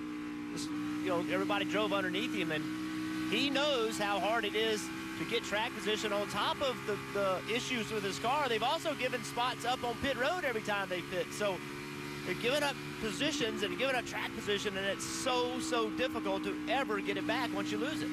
Steve, one of the other questions I have now, 7 laps into this run, there's 38 to go in the stage. Will they have to worry a little bit about the right side tires and maybe that right front tire, which we've seen issues already today? You know, they're going to run about 45 laps. I think if you have seen issues, you're going to have to continue to take care of them. But if your car hasn't shown any issues, you should be fine for the rest of the day, I would imagine. And we're just talking about Kevin Harvick and the spots he lost off turn 4. Well, here he is battling with Martin Truex. You just hear him. He's not able to stay in the gas. They was battling for second and a little bit off the throttle, and here they come. They just freight train him, and in one corner, you lose all those spots. And battle for the lead. Fight for the lead. Here comes Martin Truex Jr. He's been most comfortable down on the bottom of the racetrack. The two of Keselowski trying to take that line away and stay in front of him. Now all the way to the apron. Truex Jr. Can he hold that position? Hold that line as Keselowski goes to the middle of the track. Truex Jr. can't get back to the gas as quickly as the two of Keselowski, but will he have enough? He clears the two, and now Truex Jr. in front.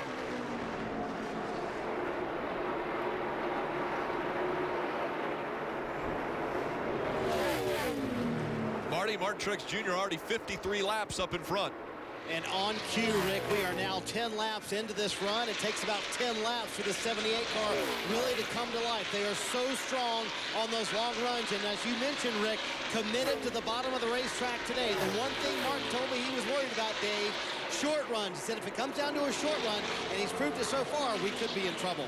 Marty, the winner of the last 2 races, is back to second place. And when I talked to Paul Wolfe about that possible momentum, he said, no, that's true. We have some momentum in the 2, but we've still got to be true about our realistic expectations. We are still a 10th off speed-wise, and it's runs like that from the 78 that give you that realistic impression still.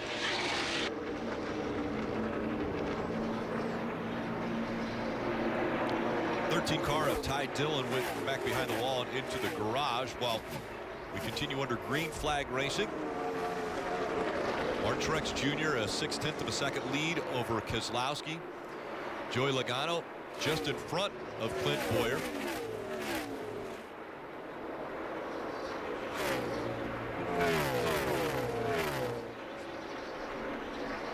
So Martin Truex Jr. continues to lead this field. Just drove away from Keselowski, but back in the field. Look at William Byron up against the wall, trying to make time. Contact, though.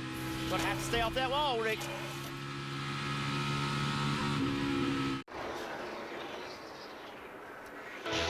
You're watching Monster Energy Cup Series racing from Las Vegas Motor Speedway. 28 laps to go in stage 2. Let's take a look at the Toyota Camry on-track car. Well, this heat today, Rick, has created a situation where these teams have got to try to cool the drivers down, and we see the drivers putting ice bags on their chest, dumping water on them, and the other way to do it is just bring air into the car. So as we roll around this car, on the left side, you can see there's one opening right there, that NACA duct. It's open, and it's required by NASCAR to be open to put air into the cars, because if not, the crew chiefs, Rick, they don't care about the drivers. They would not have that air going in the car. It gives a little bit of a break. And then optionally, you can have another NACA duct, and that blows air either to the driver or into the driver's head cooler, which cools the air going into the helmet. Few ways to get the driver cool. Rick, it's not that we don't care. It's that, you know what cools the car the best? A win? When it drives the best. It's like just, it doesn't physically cool it, but they are much happier. They don't care, Rick. Seems as though Ryan Blaney making a little bit of a rebound here after his issues earlier in the race. Yeah, Ryan Blaney, we saw him on pit road. We saw Eric Almirola, and he made contact and put him into the wall, and he came down pit road, did some work. Now he's driven back up to the front, Marty. Been a fantastic recovery for this 12 car. Losing a couple of spots here, but the car is getting a little bit too tight for him right now, but they have fixed that right front damage. And I think they thought they had to come into this race, Steve, and they needed to gain points this weekend because Ryan will admit, Richmond, his worst track on the schedule by far, and then you've got the Charlotte Road Course. So they put a lot of pressure on themselves here at Las Vegas to gain points and gain a lot of them. Well, Marty, I don't know if there would be a bigger win in the series than if Jimmie Johnson could end his career longest winless streak. And for that to happen, guys, you got to have a fast race car, make good decisions, and sometimes you got to get a little lucky. Right here, a clear bag on the nose of the 48 easily could overheat. He gets up behind the 12, does a nice job there, and instantly you'll watch the air pressure disappear, the bag goes away. The 48 should come back down to normal operating temperatures after that. Seems like the 48, that whole organization, is getting better as this track's getting more and more rubber on it. They've struggled all weekend, really finding the speed they've wanted, but after the first run in this race, we've got a lot of rubber down on the track. We're seeing some teams that were strong at the start of the race fade a little bit. The Gibbs cars, Kyle Busch, the 20, Eric Jones, those guys are struggling as this track's getting tighter, Jeff, and we're seeing other teams starting to move to the front. We're starting to see a shift. One thing we do see, though, is all Penske cars are they're all in the top 10 right now, and this would be the 6th straight race that every Penske car could finish in the top 10. This has been a very, very good racetrack for them. You mentioned how good are they at Vegas? Well, Keselowski 2 wins, 95 laps led for Logano, and 3 straight top 10 finishes for Ryan Blaney. And again, they're searching for that 500th win for Team Penske in all forms of motorsports that they're a part of. They were kind of going backwards when this race started, that first run. Made some adjustments. Track's changed just a little bit. Seems to be coming to those guys. Keselowski in 2nd, Logano in 4th. Kelly. You guys talk about the strengths there of Team Penske. I talked to crew chief on the 22, Todd Gordon, and Joey Logano. Both asked him what it would mean to them to be the ones to give Roger Penske and Team Penske the 500th win. They said it would be awesome, especially as the their teammates have been able to capitalize on 2 of the crown jewels. Hey, another note, we've been talking about some of the troubles on pit road. Well, it's been the opposite case here for this 22 team. Todd Gordon told me they struggled a lot through the summer, but it built up some really nice momentum headed here into the playoffs. 2 stops today. They've picked up 6 spots on pit road, which has really helped their cause to stay in the top 5. Well, Kelly, you mentioned how important pit road is. It's time for the playoffs. Everyone needs to step up. Joey Logano, Brad Keselowski, Team Penske gaining spots while Kevin Harvick is losing. 5 doesn't seem like much, but Dale, 1 row and a restart can be all the difference. Now you're back there in dirty air. Your car doesn't drive as good. Very difficult to recover. Keselowski's done some great work on these last couple of restarts to gain a ton of track position. You get that track position, it's easier to hold, to get up there in that clean air inside the top 3. Brad, been doing that the last couple of weeks. What's winning these 2 races over the last couple of weeks? Yeah, what does he say? He wants to be the guy that catches the ball. Well, 2 weeks in a row, his team's kind of tossed it to him, and Brad's delivered. And momentum's so big. Brad Keselowski winning the last 2 races, both crown jewel. But the odds of Brad Keselowski winning 3 races in a row in a 40-car field is 1 in 64,000. So he's against the odds, but at the same time, he's proving to everyone that he can get it done after winning the Southern 500 and the Brickyard 400 in back-to-back races.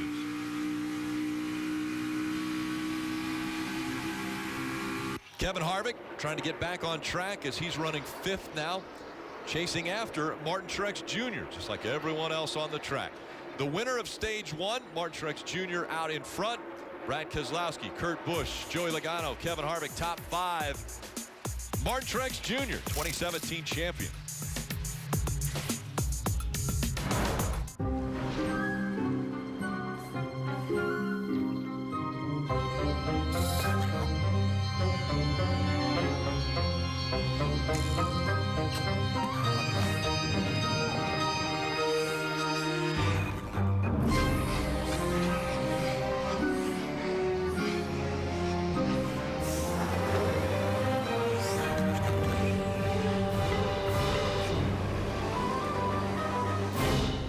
$2.99 for a Car Hop Classic. What a steal. Steal. That's a heist. Put this on. Disguise. I don't think I can eat in this. It's all part of the plan, my friend.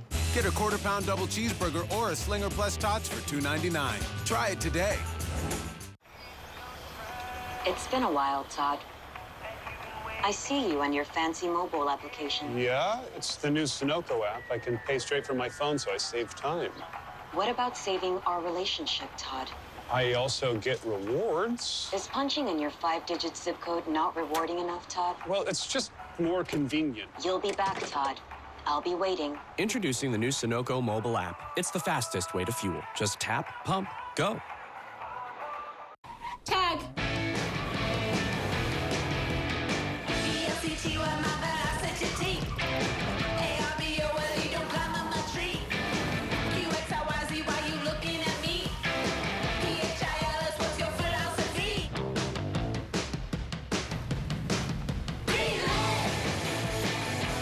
You're it.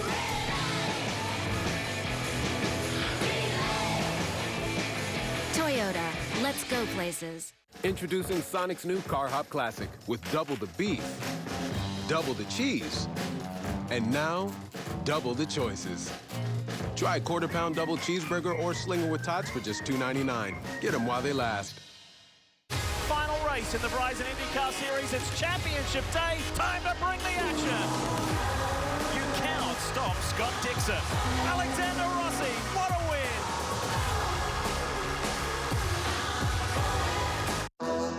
We're bringing you a matchup of epic proportions because you can't close out the summer without one final blockbuster.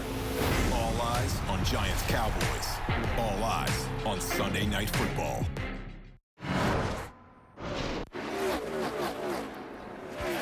You can see it coming. Yes, we know what's wrong. And a wreck just happening. The 4 of Kevin Harvick up into the wall. The 20 nowhere to go. Got up underneath him. Big damage for 2 playoff contenders. I saw Kevin Harvick for about a lap. He started losing positions. They were going by him on the outside. He was very slow on the bottom. Clearly, I'd say he had a right front starting to come apart. He just looked like he got tighter and tighter, and going into one had his issue. And we mentioned this earlier. Kevin Harvick and Kyle Busch started with a 50-point advantage over drivers like Alex Bowman and Jimmy Johnson because of the playoff points. But we knew that that could only help them for one race. Now, that advantage gets eliminated because of what's happening here. Kevin Harvick out of the car. Erik Jones didn't want to see this either. 2 playoff contenders and out before the end of stage 2. See the anger. Erik Jones just nowhere to go. We're going to take a look at the replay here. Off into turn 1. Almost. Right front. Right front unraveling. Hey, we just blew a tire, guys. We're in the fence hard. 20. What you can't see or feel is the 20 car gets in the back of the 4 here once he's in the fence.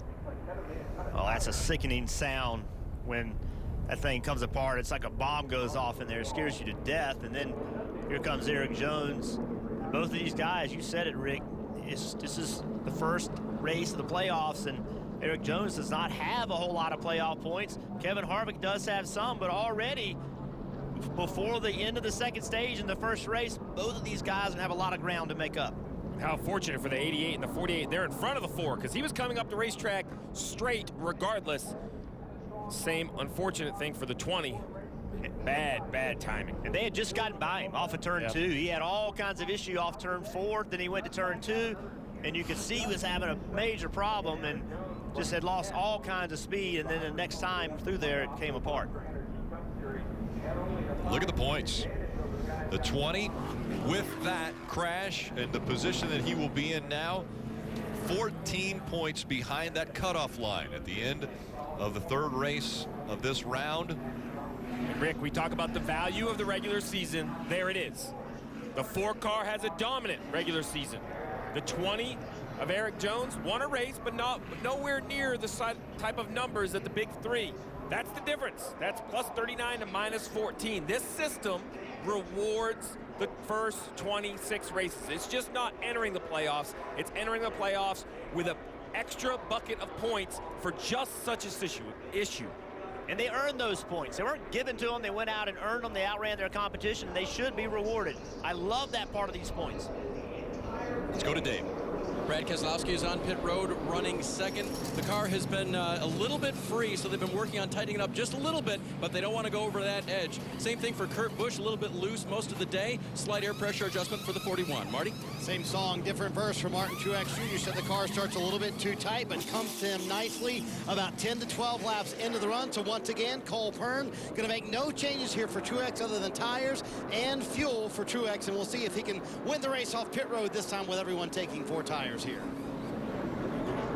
Pretty good stop for the one of Jamie McMurray. He's going to make up some ground as they race off of pit road. Keselowski, Truex swapping positions. Kurt Busch and McMurray gains 1 spot.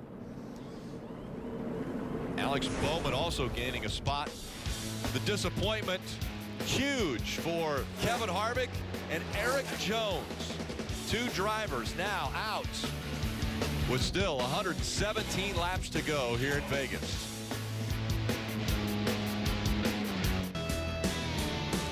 And we knew that the intensity was going to ramp up because this being the first race of the playoffs, but I don't think we were expecting so many issues to happen before even the end of stage 2. Yeah, it's been amazing how many things have happened, and it's mostly happened to people that are in the playoffs. And this started early. On this day, Austin Dillon had to go to the back because of a penalty before the race, so immediately he had an issue. Kyle Larson, right front tire down. He had to pit on the green. He had to work on some damage to the right front after that tire went down as well. Almirola and Ryan Blaney have an issue. Almirola comes up the racetrack. Ryan Blaney wanted to be there, and that put Blaney into the wall. He had to come in and fix his car. He's had a nice recovery so far. Then Kyle Busch on pit road, you see his crew members saying, hey, I didn't get him all tight. Got to bring him back down pit road. So they come back down pit road and get the lug nuts tightened up. And the most recent issue, Kevin Harvick, tire goes down up into the wall, and Eric Jones nowhere to go but into the back of the 4. So now Kevin Harvick, Eric Jones, both out of this race. And now Eric Jones definitely in a deep hole. He's already 14 points behind the cutoff line of 12, but he's got 2 more races that he'll have to try to battle back. Let's bring in Steve Letarte and Dale Jr. Well, Rick, you mentioned the issues and what it has done to the playoff leaderboard. So you take a look, Eric Jones on -24. They covered the issues, but how about guys that are having good days? And this one right here, both of these guys come to mind. We got Chase Elliott and Alex Bowman. They needed good runs. They're having good days so far. That's right. One guy we saw have a right front tire issue early, Kyle Larson, right here. You know what? He didn't give up. He's hanging in there. We're going to see guys have problems. All you got to do is beat 4 guys this round, just 4, not everybody. So he's hanging in there, making that ground up. Eric Jones with his trouble, that's 1 guy out of the way almost, if he can have a consistent round. Yeah. Kyle Larson's in. And Eric Almirola in the 10 car down at -16. He hasn't had any issues on the racetrack, just not having the day he's hoping for. Parker, we're only on the first race of a round of 3, a crazy round, not even to the end of stage 2 yet. No doubt, Steve. But, you know, we saw earlier in the day that Jimmie Johnson was pouring water on himself before he got inside that 48 car. Well, take a listen to what he's had to say about pouring water and what his ice bags are doing. Jimmy, we're going to dump your water bottle in there this time, and then when we come back in at the stage, we'll give you the ice. How's that? I'm not sure I'm going to do the ice. I got a really hot right now. I don't know if that stuff's melted. It's boiling in my... So I'm going to avoid putting it all over my chest like that. And there you heard the word boiling. That is how hot it is inside those cars. And what's happening is the water is coming around him in that seat and potentially getting so hot it's boiling around him, Marty. Eric Jones out of the infield care center, Parker, and this is not where we thought we would be interviewing the pole sitter for today's race. And I know it's a struggle handling-wise for you guys. Just no time to react for you, and has your mind already started going to what needs to happen the next 2 weeks? Yeah, I mean, it's unfortunate. You know, it's we didn't have the best handle in Dewalt Camry today, but we were going to end up okay with it. We were going to finish top 10, you know, no matter what. So it's unfortunate we had that happen. You know, nothing Kevin can do and nothing we can do, unfortunately. So it's not the situation we need to be in. We didn't have any bonus points for us, and we got some work to do now. So I don't think we got to win, but we definitely got to run really well here in the or next week in the Roval. So we'll keep at it, but you know, it's just unfortunate that had to happen. All right, here's the replay, and as you can watch it, I mean, there's really no time for you to react at all when Kevin gets into the wall. Yeah, I saw him blow the tire, but I had already, you know, committed to the top and running up there and trying to get in the corner. And unfortunately, it's hard to get slowed up and get to the bottom when you're carrying that much speed. So it's unfortunate, not what you want, but we'll keep after it. All right, Eric Jones out of the race early here, and let's go over here, and we're going to grab Kevin Harvick right now, and we'll get a word with him, and he's come out of the Intel Care Center as well. And Kevin, boy, you didn't have much time at all. You didn't have how much notice did you have? Well, there was something wrong from the time we put the tires on. It's like Russian roulette every time you put these piece of crap tires on and try to drive around the racetrack. It's one time it's tight, one time it's loose, one time they're blistered, and you know, we had a great car, and then you put a set of tires on and you can't even hardly make it through the field. Just hate it for everybody on our Mobil 1 Ford. For you guys, I know it was a frustrating day, obviously, but you told us before the race you're happy you had those 50 bonus points coming in. I'm not happy about anything right now. All right, Kevin obviously very upset, and there was a blown tire, right front blown tire for Kevin Harvick, takes him out of the race. But again, go back to what he said pre-race, guys. He does have those 50 bonus points that now can lean on.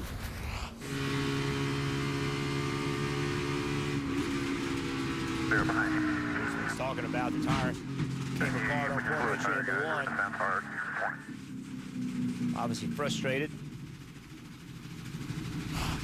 An interesting, we've seen it out of Kevin Harvick before, but had his right hand off the steering wheel again. When he was entering turn 1, it almost looked like, well, I'm just, going to drive in here like normal, and no indication that that tire was going to go on him. Second he put his hand on the steering wheel, tire blows, and up into the wall he went. Well, one thing this has done is set up quite a race here to the end of stage 2, and right now it's only 5 to go, so we're gonna see another mid-race battle to get a stage win here. These have been exciting. Yeah, exciting. And this is just the first race of the playoffs for the Monster Energy Cup Series. How about tonight on NBCSN? The Verizon IndyCar Championship is going to be decided. So the coverage of the Grand Prix of Sonoma will follow our race coverage at 6:30 p.m. Eastern. Again, 4 drivers in contention for that title, and double points night tonight for the Verizon IndyCar Series. Well, So, I'm sorry, Keselowski and Truex Jr. are going to start up front. Yeah, I was going to say, Jeff, you mentioned it. It's going to be a sprint, just 4 laps to the end of the second stage. And I mean, when you look at the guys up front, you mentioned Keselowski and Truex, Rick, but I continue to look at Bowman, Johnson, Elliott, guys that have a chance to score stage points. Where they come into these playoffs, these stage points can make all the difference. Got Hamlin and Austin Dillon in 14th and 15th. Can they do something on this restart to jump into that top 10 and gain a couple points that they really need? And how about Keselowski? How he keeps putting himself in positions. Won the last 2 races, didn't lead the most laps by any means. Got himself there at the right time, and here he is again now leading this race with 5 to go for the end of the stage. Looking for another playoff point for Keselowski. And he could win that if he ends up winning this stage. But he's got 4 laps before that is determined. Back up through the gears they go. Watch Jamie McMurray, that orange and black car. Watch him drive into turn 1. He's going to probably go to the top, try to make something happen. McMurray right away went up high, and the 2 of Keselowski decided to block. That has put McMurray back a bit, but here comes the 48 of Jimmy Johnson. That's the speedy dry they used to put any fluid, get that off the track. That was what you saw behind the 2. Side by side for position as Martin Truex Jr. has dropped back to fighting for 3rd now. And the 48 of Jimmy Johnson right on the white line wants to take that position away.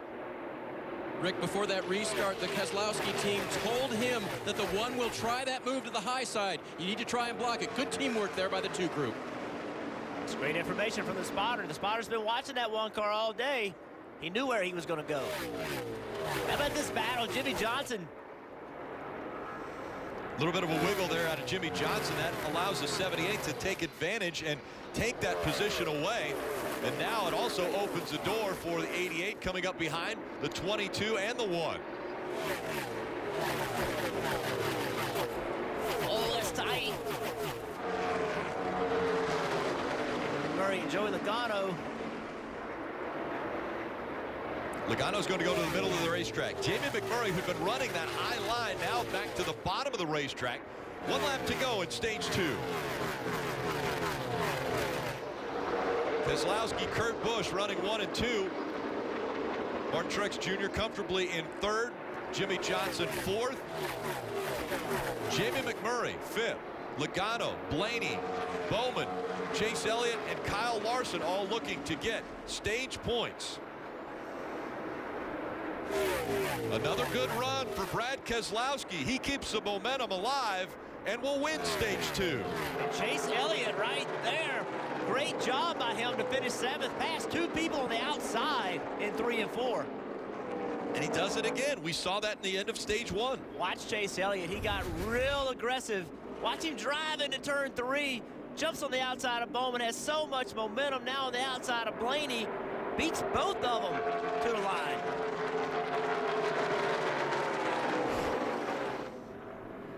Two more points for Chase Elliott, but more importantly, a playoff point for Brad Keselowski.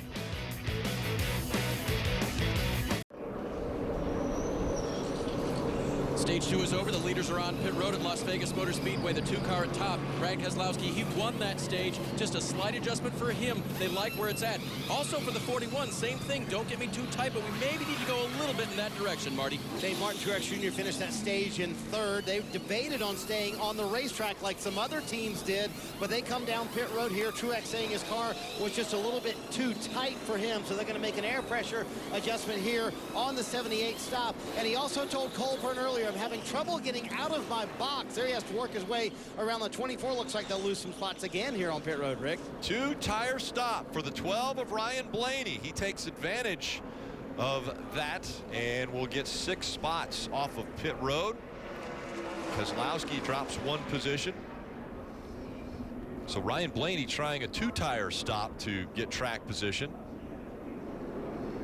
And now the 88 of Alex Bowman. An uncontrolled tire on pit road. You can't make mistakes and hope to advance from round 1 to round 2. Rick, we have seen a rash of these over the last 5 or 6 weeks. NASCAR has said, look, we have to make this a very definite call, and it's within an arm's reach. They want to see a pit crew member within the arm's reach of a tire as they go from the right half of the pit box to the left. It's a balls and strike call. NASCAR has to make it.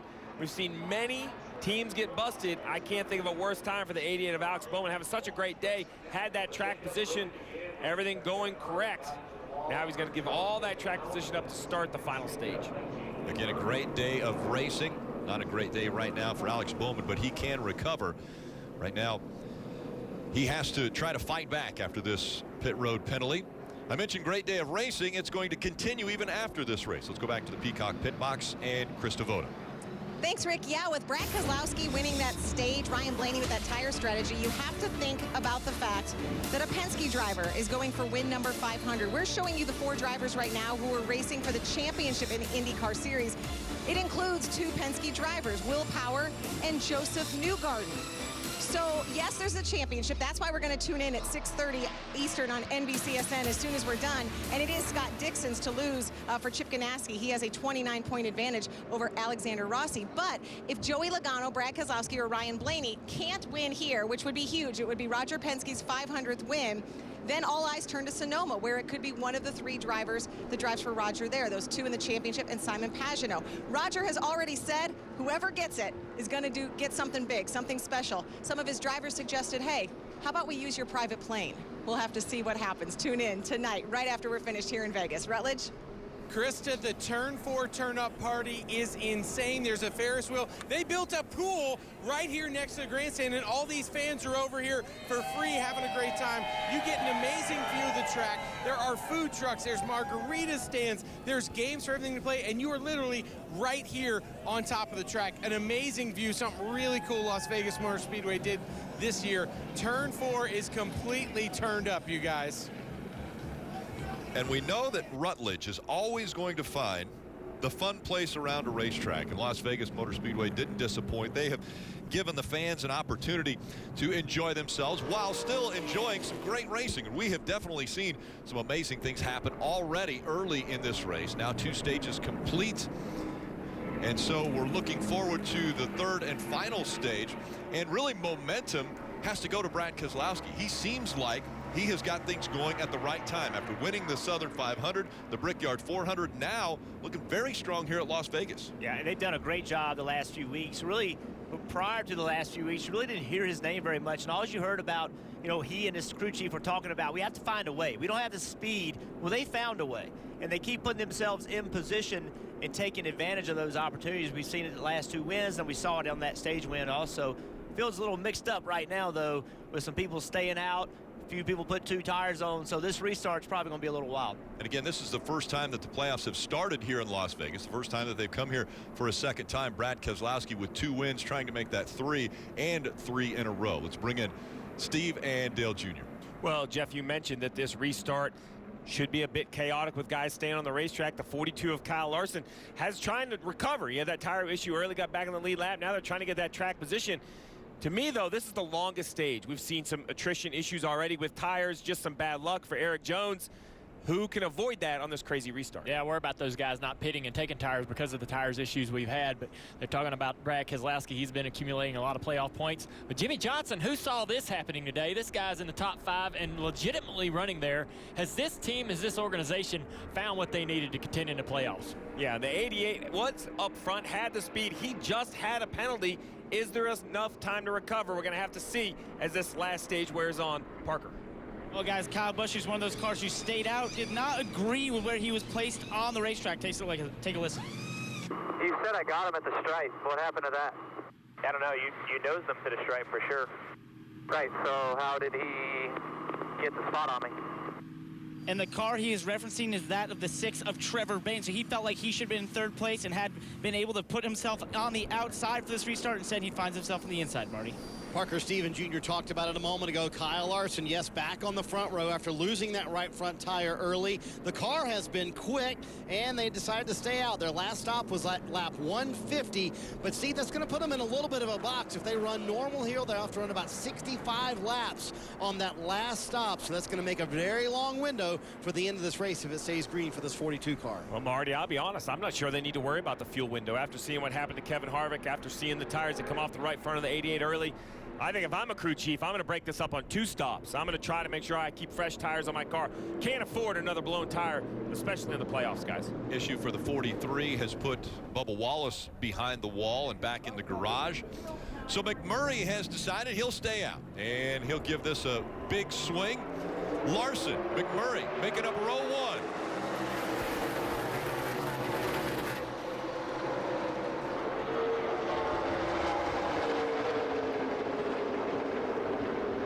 Find out how important new tires are. Look at Martin Truex Jr. on that top groove, taking advantage of these guys all on the bottom.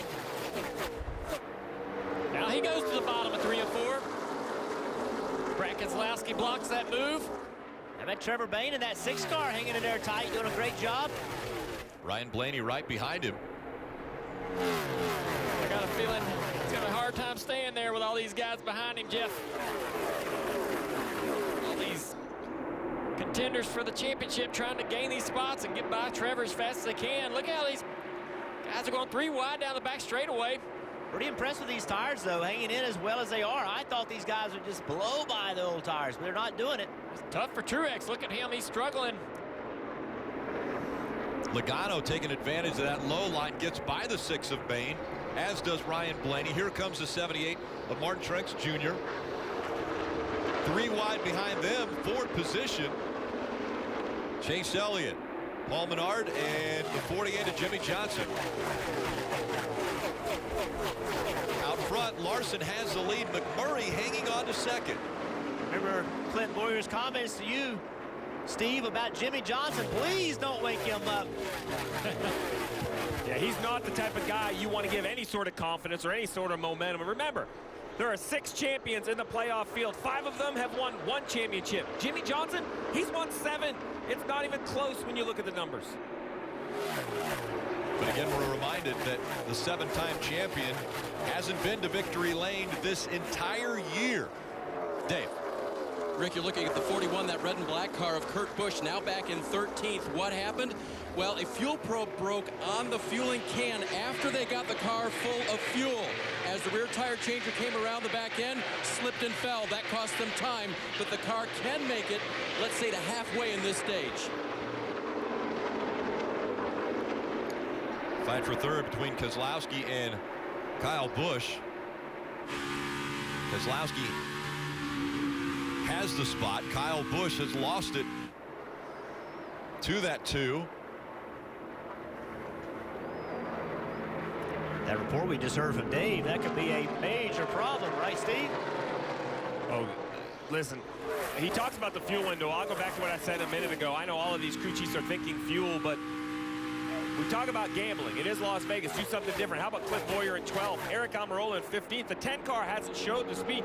I would do something completely unheard of. Spice up the field, change it all up. I would pit at probably 40 laps into this final stage. Get brand new tires and force everybody else to make a decision. Come get fresh tires and push the issue, not allow anyone to nurse those tires to halfway. At some point, if you don't have the car enough to attack, you have to work on a strategy that gives your driver that option. Steve, that was part of Kurt Busch's questions after this all happened. Hey, do I push it? Are we going to make 2 stops? Am I going to split this into thirds? Or are we going to make it on 1 stop? He was told, try to save him. We'll make it on 1. We'll go to halfway. Well, I like where he's at. It's a smart driver, already thinking there's another option. Got to continue to fight, even when you're put behind. That's what the 88 of Alex Bowman's trying to do, is be right on board with Kyle Busch right here in battle with Ryan Blaney.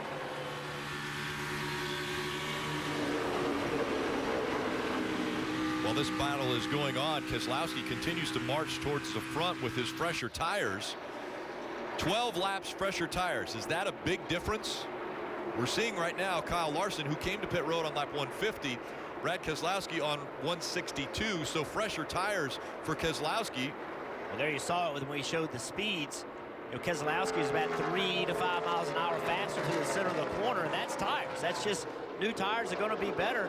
I'm surprised, though. I think that as good as these tires have hung on, these older tires have hung on, that opens the door for a late race call to do 2 tires and maybe no tires and try to pull something off. The 2 of Brad Keselowski restarted 7th. He was the first on 4 fresh tires. Again, Ryan Blaney tried a little bit of pit strategy with a 2-tire stop and currently holding on to the 5th position. Watch the speed of the 2 car. Watch how he's able to just roll the middle. Jamie Murray still working that outside.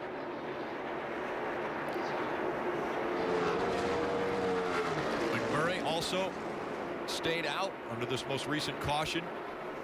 When you see on the left-hand side of your screen, the last time the drivers have gotten new tires, Kyle Larson was at lap 150, Keselowski 162, McMurray 150, so a little bit of split pit strategies. The gap now close to about 3 car lengths. Maybe just a little over 2 between the 42 of Larson and the 2 of Keselowski. Marty. And you know, it's interesting, Rick, with Kyle Larson being in the lead here, trying to keep Brad Keselowski behind him.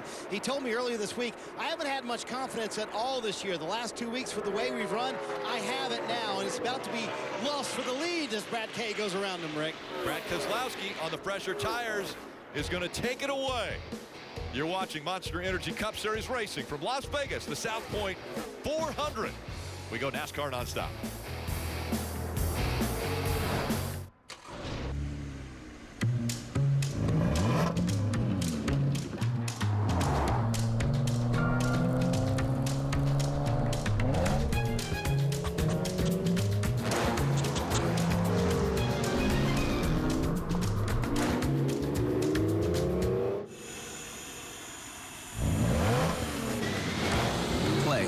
Serious in the all-new Toyota Avalon. Toyota, let's go places. We're more than just $7.99 large 2-topping pizza delivered. We're that moment you realize you're raising her right. No one out-pizzas the Hut.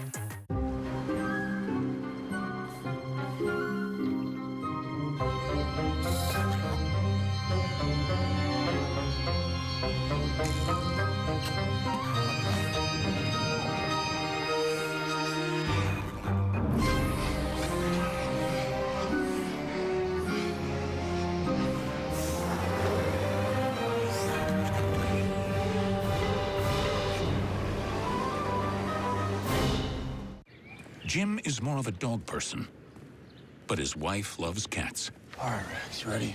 1, 2. Go get it. Yes, Jim has had to compromise on a lot of things. But not when it comes to cutting the cord.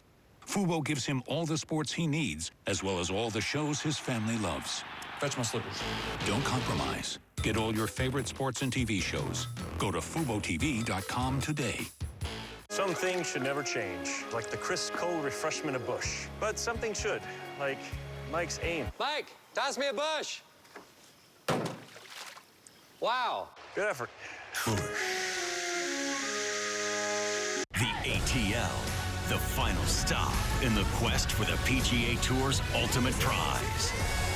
The FedEx Cup playoffs end at the Tour Championship on Golf Channel and NBC.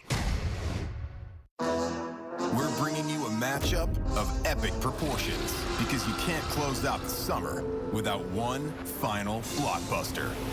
All eyes on Giants Cowboys. All eyes on Sunday Night Football.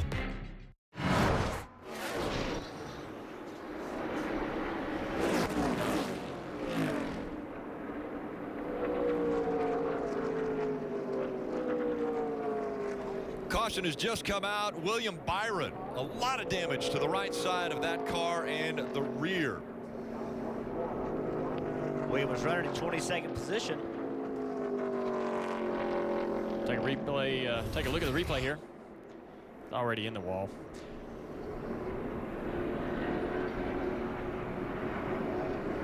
Didn't get to see exactly how that started, but he made hard contact with the right rear quarter.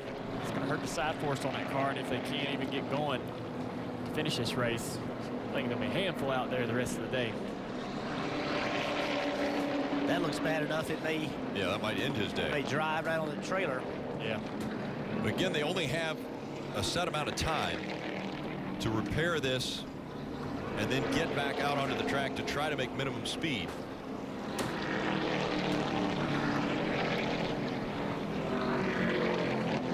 Rick, this is the 24. Well, his teammate Alex Bowman in the 88 had that uncontrolled tire. He's recovered somewhat up to the 15th position. Having such a great day, had scored 10 points in the first and second stage in total. But he had that uncontrolled tire the last pit stop. We found a good look at it here. So basically, the pit crew is going to be on the right side, and you're going to see the tire changer leave. And when you stop right there, there you go. That tire changer either has to roll that right front tire, or he has to wait for the rear tire carrier to get there. That tire is not within an arm's reach. That's uncontrolled. Can't have those mistakes. Now, all the cars coming back on pit road, Dave, with only 84 to go, no mistakes can be afforded. Certainly not for the two group that has done so well last week and this week, picking up Brad Keselowski spots on pit road. He said last time the car fired off just a little bit too tight. They'll make an air pressure adjustment for that, Parker. How about the run by Jay McMurray? Not in the plans, but he doesn't care. Pits out of third place, 4 Goodyear tires, and Sunoco Fuel and an air pressure adjustment inside that one car. Just a little bit tight right now, Marty. Revamped pit crew for the playoffs for Kyle Larson. New Jackman Josh Appleby will try to win this race off pit road with the other guys. Said the car starts tight, builds loose. You saw half round of wedge go in the right rear and the 42 away, but there's other cars that'll beat him off pit road, Rick. Yeah, and it was a close call for the 48 of Jimmy Johnson. He had to check up. They were 4 wide on pit road, and a good race off of pit road. Keselowski and Larson holding on to their spots. Truex Jr. and Logano grabbing a couple. McMurray loses 2. Hey, Rick, earlier that was a brake fight.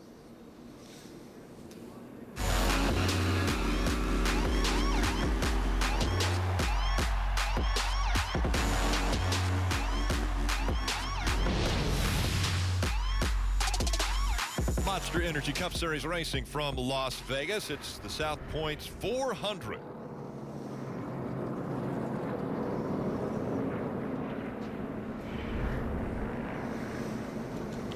And the big story this weekend all across America is the hurricane taking place right now in the Carolinas. To help people that have been affected by Hurricane Florence, visit redcross.org or text Florence to 90999 to donate $10 to American Red Cross Hurricane Florence Relief. And we mentioned how Hurricane Florence came aground at Wilmington, took a very interesting path there, but now it's circling around Charlotte, where probably 95% of the teams in NASCAR are based right in that area. And they are getting a lot of precipitation dumped on them right now, and a lot of flooding taking place there. So always thinking about those in the Carolinas right now in that eye of the storm.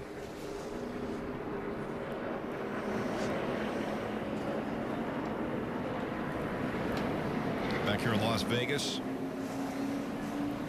The pits complete, and Brad Keselowski, Kyle Larson will be 1 and 2 for the restart.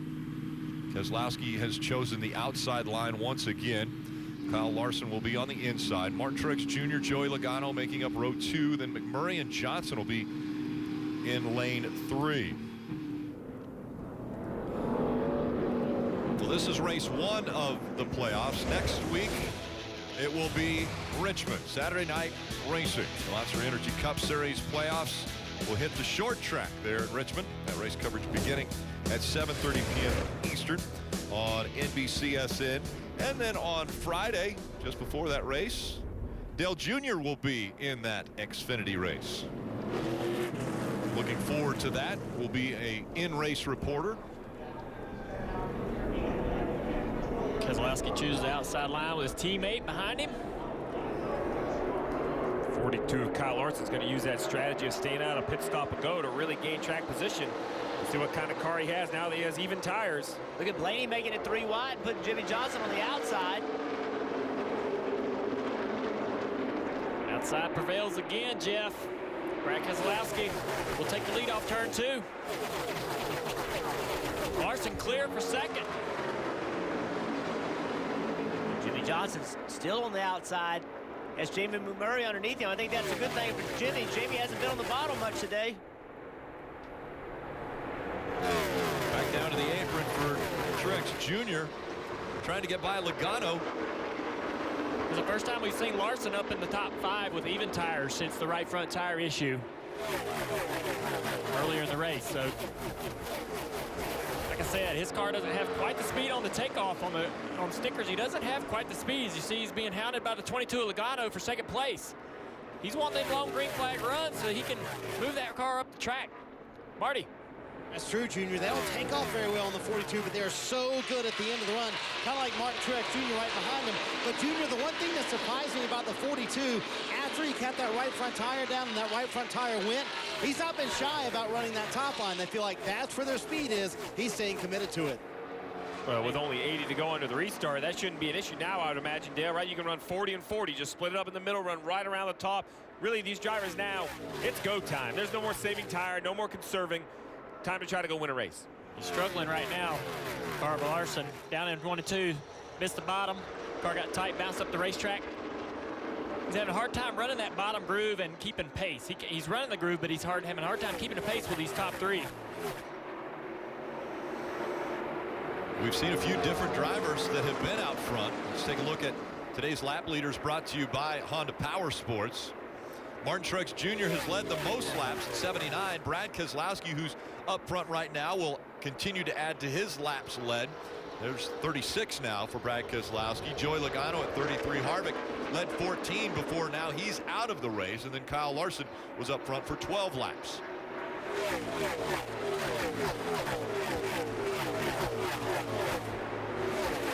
Back here with Kyle Busch. See, he's struggling. He's back in 16th place. He's trying to make this outside work, and he is way against the wall. You see right here, a lot of good cars underneath him, and Kyle just barely touched it off turn 4, but he's having some major issues right now, Parker. And Jeff, they actually had a slow stop there. He lost a couple of positions on pit road, and the reason being is the pit crew thought they saw some damage on the front end. They went back to look and maybe repair it and found nothing there to actually fix, Dave. And Parker, his teammate Denny Hamlin was also in this picture fighting for position 2. It's not been a good day for the 11 team. Denny has reported all day long the car will not turn. They just have not been able to get that tightness out of it. Great battle right here. Jimmy Johnson with a real competitive car today, taking the fight to Kyle Larson as Kyle Larson continues to struggle to maintain track position. Battle for second. Joey Logano's got his hands full with Martin Truex Jr. down in turn 3. Joey can't hold the bottom. Truex can. That's the difference between those two cars and the speed, the handling. Joey drove that car so far down in the corner. Just couldn't keep his left sides on that white line. He's trying to get away from Martin Truex and just carried a little too much speed. Now can Truex chase down Keselowski? The gap between the two about a half a second. See the 42 on the other side of the screen, just coming off turn 2. He's just in front of Jimmy Johnson. You Just in front of Jimmy. He's running the top now. Yeah, you mentioned his struggles in that last lap. I hit you on the shoulder, said, hey, the 42 has come in. It took one lap. It was instant. Let's see what kind of lap times he's running up there. 75, leaders at a 69, but second fastest, second quickest lap. Yep. Oh, yeah, he's gone from the defense to the offense. He's going to start working on the 12 of Ryan Blaney. It was instant. He was slipping and sliding, not able to get the power down, and once that car came to him in one lap, it was obvious how quick that 42 is. With 72 to go, if this race runs green, that's what he needs. He's just not great on the restarts. Well, here you go, Steve. We're going to find out. Speeds at the line. Sue is the fastest. There you go, Kyle Larson, third. Martin Truex Jr. starting to eat away at that lead that Brad Keselowski has after that last lap. The problem Kyle Larson has is everybody knows he's running to the top, so the last time he wanted to, Blaney went up there to block him. Yep. As we look back at the lead, you mentioned it, Rick. Brad Keselowski's doing a nice job of just being efficient, trying to take the air off the 78. And the 78, it's like a car length every corner. It's not dominant, but he's eating away at that lead. Brad to the middle of the racetrack trying to find some more speed. He sees that car of Martin Truex getting bigger in the mirror. He's starting to move around trying to find a little bit more. He knows he just needs a 10th.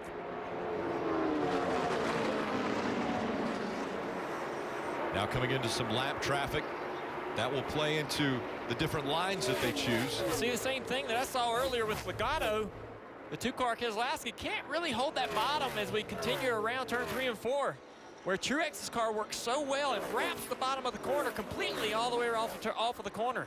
Incredible how Truex's car works from the center off of the corner. And this is where Brad's just going to have to be real disciplined driving into turn 3. Don't overdrive the corner. Keep it on the bottom. He goes to the middle of the racetrack this time. Doesn't even try to get to the bottom.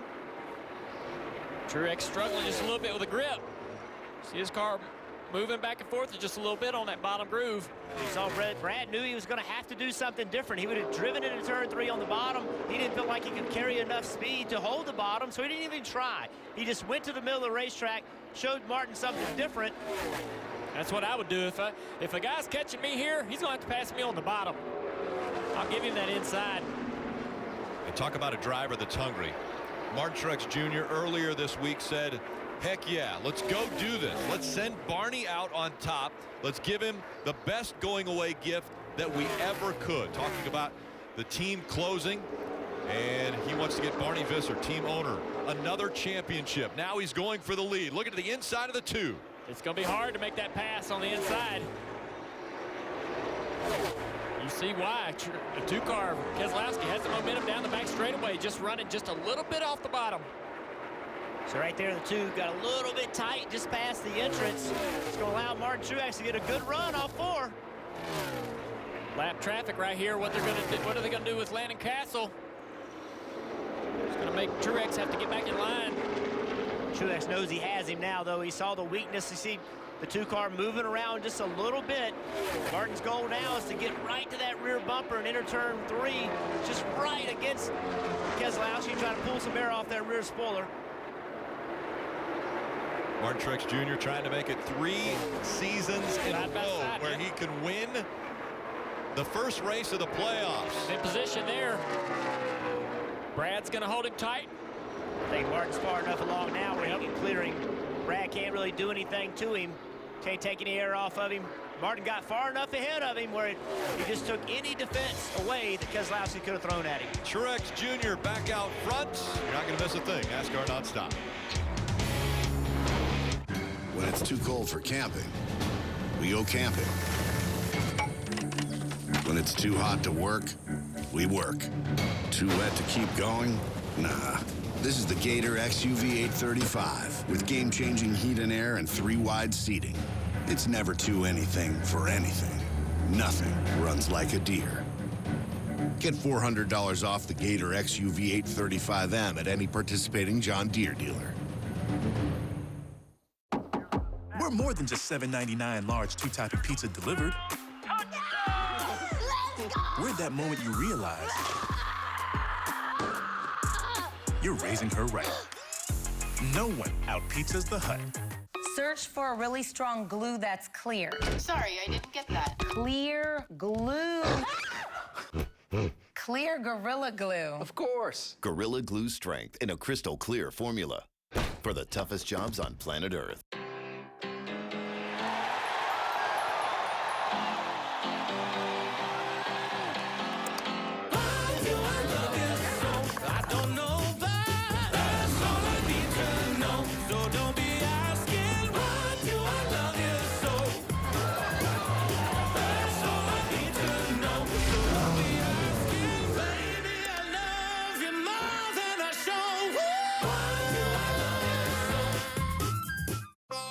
Susan wanted to turn the garage into a yoga studio, but her husband thought a home office would be more practical. It can be tough to get her chakras in line. Yeah, Susan's had to compromise a lot these days, but not when it comes to cutting the cord. Fubo gives her all the sports she wants, as well as all the shows her family loves. Don't compromise. Get all your favorite sports and TV shows. Go to FuboTV.com today. Racing changes from the regular season to the NASCAR playoffs. Here it goes in the wall. Huge wreck. Look at the damage. Higher risks yield even higher rewards. And all you haters, I see you. The unbelievable He's not even worth my time. turns into unforgettable. Because the difference between driver and champion, I'm just going to drive through you and wreck you, so look out. is the one who's willing to lay it all on the line. What a burnout.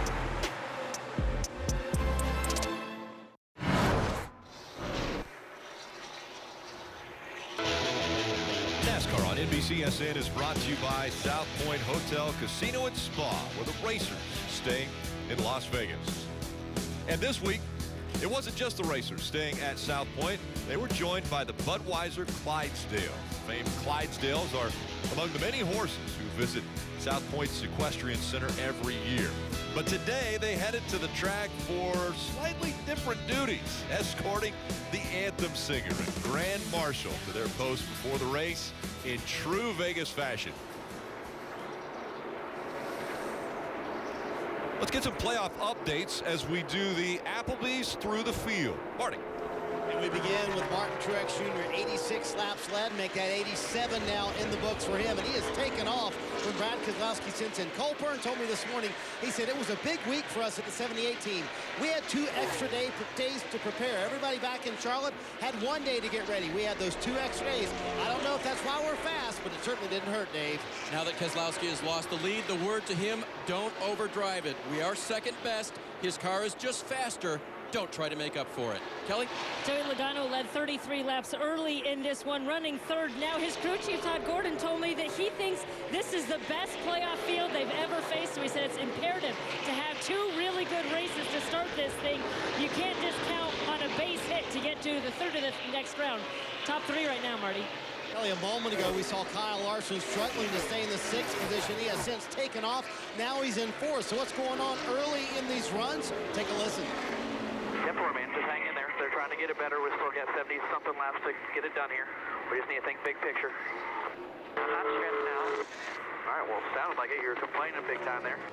They were joking that he was stressed out. He said, I think the car's on the splitter in this first 10 laps. We got to get that figured out by the next stop, Kelly. Well, it was a big unknown just how fast this 9 team would be on another 1.5 mile track. Ellen Gustafson, the crew chief, told me they're trying some new things in this car, and if they hit on it, they thought it would be really fast. He has been today. They've had to recover from 1 slow pit stop, and Chase Elliott back up running 6th. Big hit by Jamie McMurray. Into the wall he goes. Catches the 9 of Chase Elliott. McMurray sliding up the track. Now back down into the traffic. All you got. But McMurray and the back end of that car gone. Window net is down. And look at the damage to Chase Elliott. Wow. Battling for 5th position. Yeah. Looked like the one turned around, like the left rear tire. Yeah. Yeah, the spin was so fast. It looked like he had an issue. And we just talked about it.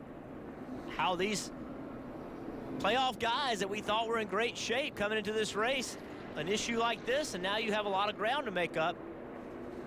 Running well. Parker.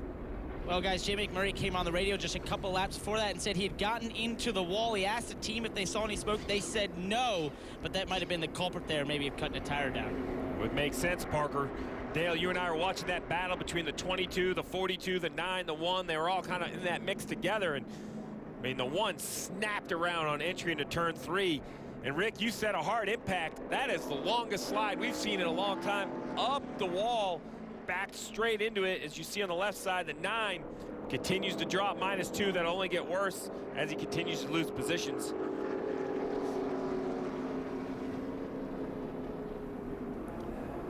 That's McMurray walking back to the ambulance.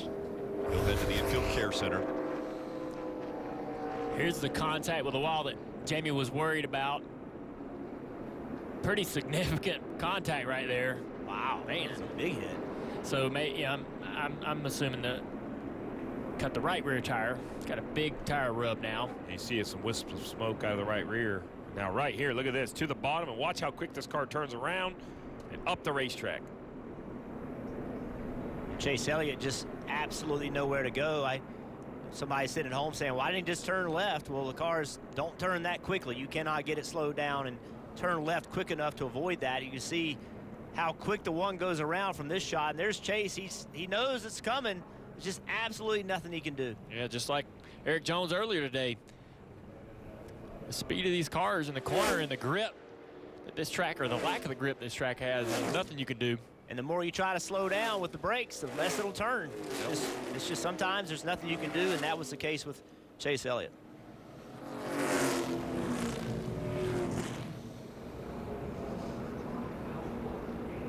And we have seen some big impacts all week in the Xfinity race. Had some hard wrecks, and this hit by the 1 is a huge wreck.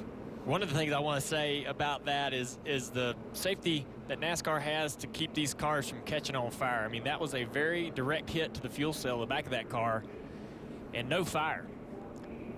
And so the safety that they build into these cars, not only in the cockpit of the car, but also in other parts of the compartments, it's very critical. And behind these guys, it was a really close call. Watch right here as you're right along with Busch. He sees the cautions, hearing it. Look at that with Ryan Newman. Ryan was just slowing down quicker, and that was a close call for another one of our playoff contenders. You talk about safety. I think we lose sight of the fact, because these drivers are so good and control their cars so well, that they're going upwards of 200 miles an hour when they enter a turn. And that's an incredible speed. And then when something like this happens, it happens so quickly. It does happen quickly. And we talked about the playoffs. That's the 8th playoff driver to have an incident today. 8th in the first round of the playoffs. We said it in the open. This could be the most important race in the entire playoffs. We have a 3/4 mile coming next week. Then we have the road course in Charlotte that everyone said it's going to be chaos. And here we are with so many incidences in round 1. This is not what these guys wanted. They will clean up the racetrack and take the 9 and the 1 back into the garage. Both involved in this incident, bringing out the 7th caution here at Vegas. You know, I'd buy tires online, but then what? We've thought about it. We're TireRack.com. They should let you ship directly to a mechanic. We call them independent recommended installers. Then you just make an appointment. At a time that's convenient for you. This could change tire buying forever. Right now, you can get this special offer when you buy a set of 4 select Goodyear tires. For details, go to TireRack.com/Goodyear offer. TireRack.com, the way tire buying should be. Best tailgate, brisket. No, real football y pollo asado. Hoops and wings. Burgers. 7-layer dip. Hummus. What?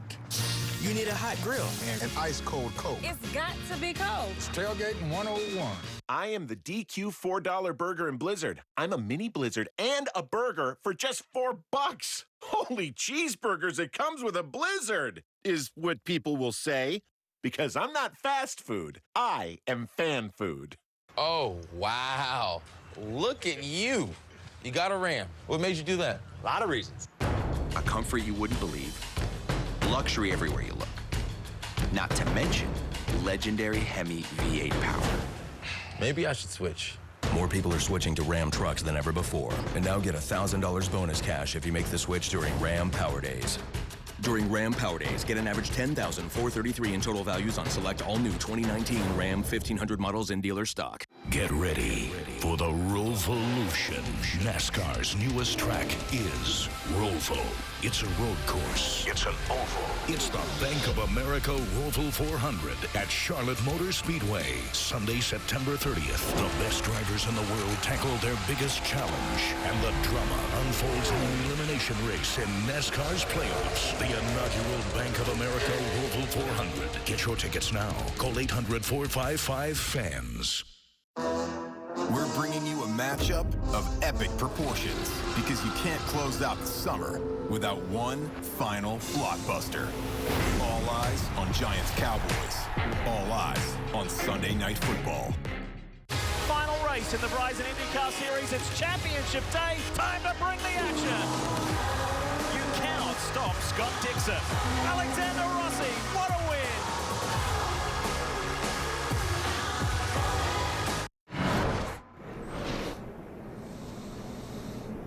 Cleanup taking place as we continue with Monster Energy Cup Series racing from Las Vegas. The South Point 400. 51 laps to go. And there have been plenty of issues to start off this playoff round of 16. It all started actually before the race started with Austin Dillon not able to get through tech inspections, and so he had to go to the back. Early in the race, Kyle Larson, really the first guy we saw with the tire problem. Caught it, did a good job. The car didn't explode, didn't damage his car too badly. They came in, the damage they had, they got it fixed. Here Ryan Blaney, and Eric Almirola had some contact earlier in the race. Put Blaney in the fence, and he's been working on that car all day long trying to get it back to competitiveness. Yeah, then the 18 of Kyle Busch. Only got 3 lug nuts on the left front, had to make an extra pit stop. You see, trying to recover. The big issue with Kevin Harvick getting into the wall after he blew a tire. Then the 20, nowhere to go for Eric Jones. So 2 of the playoff drivers out of the race. And in this latest incident with Jamie McMurray, hard contact in turn 2, ended up getting the right rear tire on the tire, the fender, cut it, spun out right in front of Chase Elliott. Chase Elliott nowhere to go, ending his day. With everything we've seen today, we got short track Saturday night action next week, then a road course. This round's about survival, Steve. Absolutely, and right now, it's going to be about the pit stops and pit crews. Who can perform, who can get some track position for their driver with 50 to go, Dave? 2 Crew has been on all day, Steve. Can they do it here? It won't involve any adjustments for the race car because Brad and crew chief Paul Wolf reason, let's leave it where it is. I can adjust it with the track bar inside, Kelly. Joey Logano's also been working the track bar. He says he needs more front turn on a short run, but more rear grip on the long run, especially as he moves up the racetrack. 4 Goodyear tires and air pressure adjustment. Sunoco fuel, Marty. Kelly, is like clockwork for the 78 car. He comes in as the dominant car, leading 96 laps so far today. Takes about 10 to 15 laps for that car to come in. Once it does, he is the best car from then on. Looks like a little bit of a long stop for the 78, and see if they can hang on to the lead here, Rick. Race off of pit road. And Keselowski grabs a spot. Logano as well. Martin Truex Jr. drops 2. Kyle Larson stays right there in 4th. Look at this race off of pit road, how close it was for that 2nd spot. Penske cars have been on fire on pit road today. Jimmy Johnson loses a few spots there when it matters the most. Parker. Well, guys, you see the 18 Kyle Busch is still on pit road. They went to work on that right front fender. He actually got that damage leaving pit road the last time we were on here, running into the back of the 12 car of Ryan Blaney. It caved in the right front. He's been tight ever since. They've had to go to work on that, Marty. And Parker, Jamie McMurray from the Infield Care Center, and boy, that was a hard hit, number 1. You had such a fast car today. When you made contact with the wall, did you know the right rear was rubbing? No, there was no smoke inside the car, and the spotter said that he couldn't see any smoke. So, you know, typically it'll run a while, but yeah, I'm assuming that the right rear tire must have rubbed a hole in it, and then I don't know why I chose to run the bottom on that lap. I wish I'd stayed against the wall, but it, you know, sometimes those look big, and that actually didn't hurt that bad. Big day for Gear Wrench, though. They actually gave away a new Camaro to a customer, and we've had a great weekend, had a good car last 3 weeks, so that's unfortunate. He mentions the speed they had. They certainly were a factor today here at Vegas. Yeah, he had been running right up against the wall pretty much from the drop of the green flag on all the restarts, utilizing that high line to make the passes, and had a great race going. I mean, Jamie McMurray was running better than Kyle Larson most of the race, his teammate at Chip Ganassi Racing. Yeah, when you don't make the playoffs, you're one of those teams that wants to spoil the party for everybody else. You want to try to get a win or do something to end the season on a high note. You're disappointed you're not in the playoffs. It's kind of like not getting invited to the party. And you kind of want to have a win or something to hang your hat on before the season's over with. Hey, Junior, something else that's happened with all these cautions and incidences that we've seen today, and this could have an impact if you have a late race problem. We now have 26 cars in the lead lap.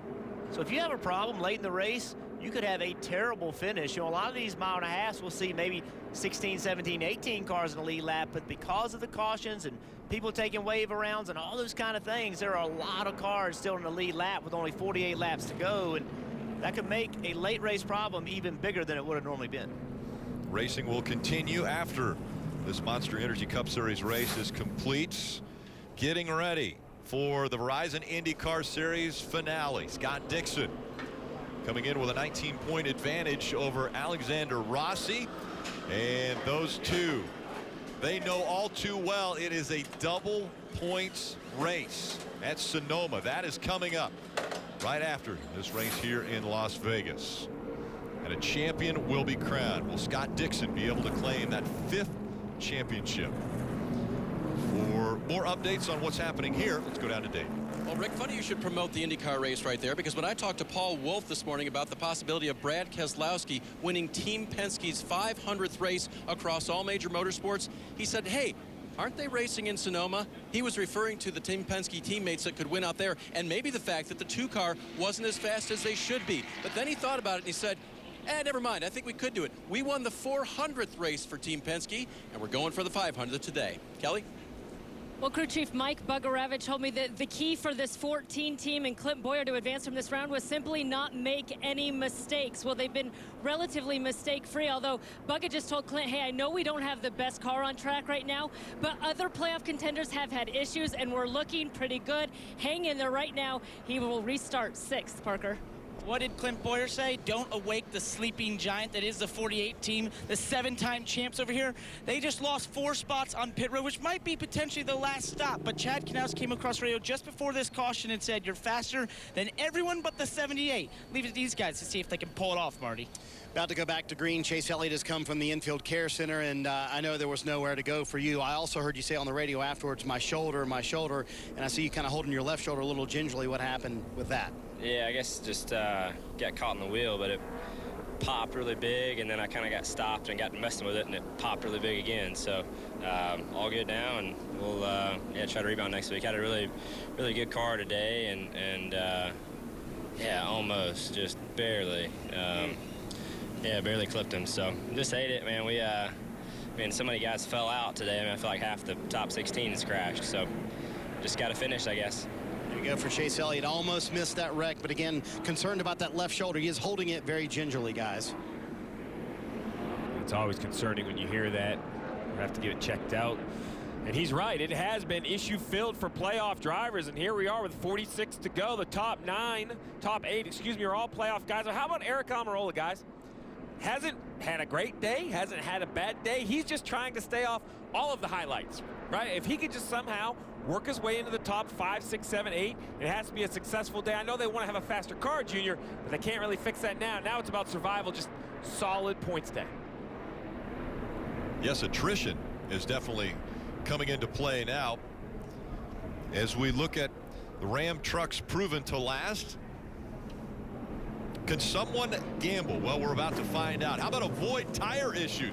That has been a big storyline, and take advantage of other drivers' mishaps. You don't want to be one having the mistake. You want to be the one that can capitalize on those mistakes. Keselowski, Logano, teammates, side by side, green flag back in the air. Logano with a great restart, being pushed by Truex. take the lead. That's the first time the bottom has prevailed on the restart, Jeff. Off turn 2. It all happened with the launch. Just a great job leaving in the restart zone.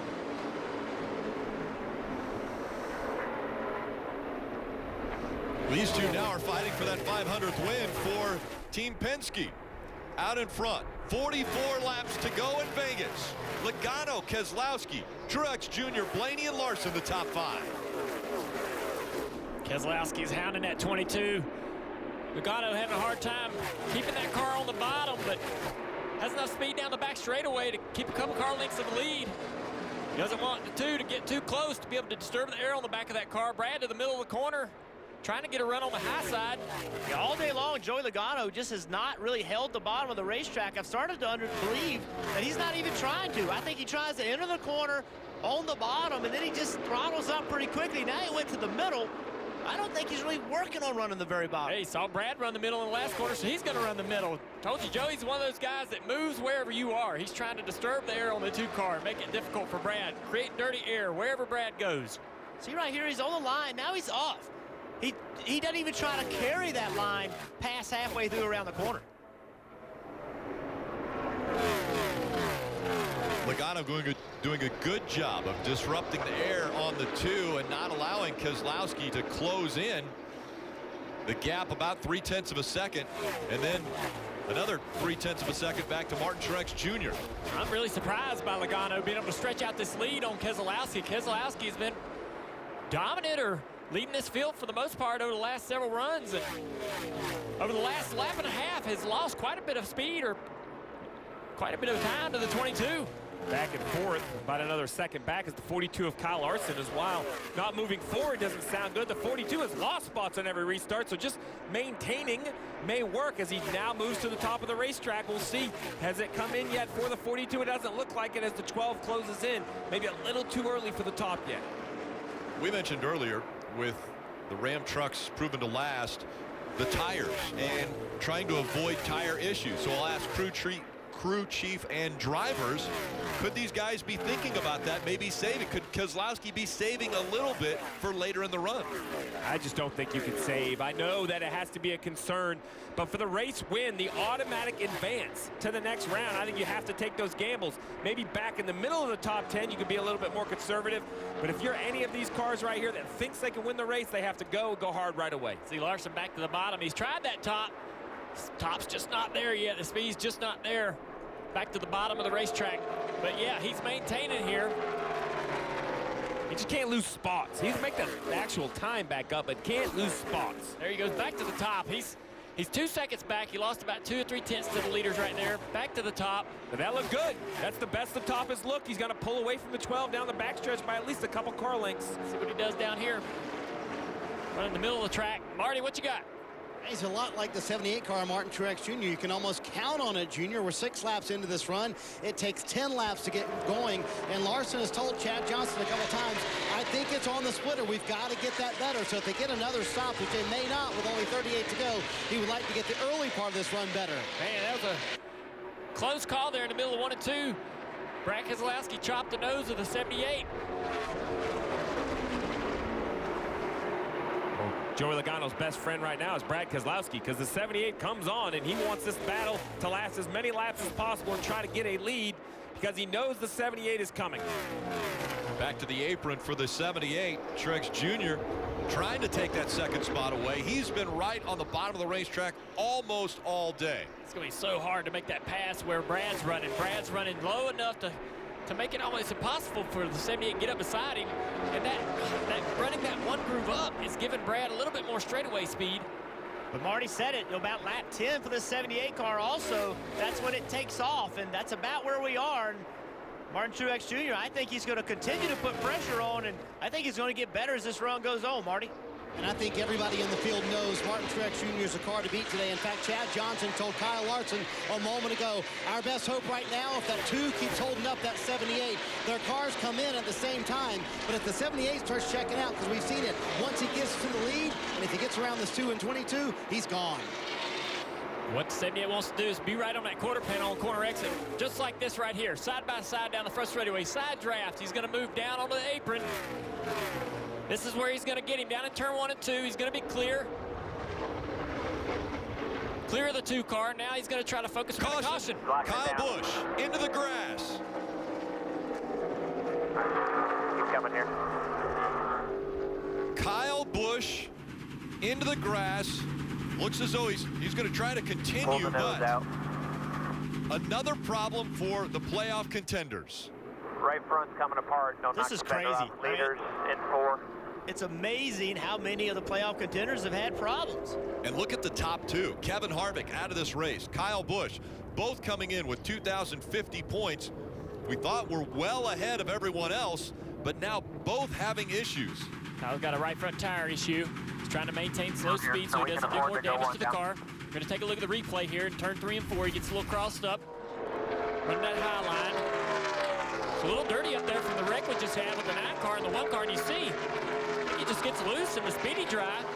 What he's really fortunate of is through this grass, not ripping the front splitter off the car. Very, very lucky, because that would have ended his day right there. I thought it was game over. When he was aimed for the infield, we saw Mike Lynette in the Xfinity race tear the entire nose off.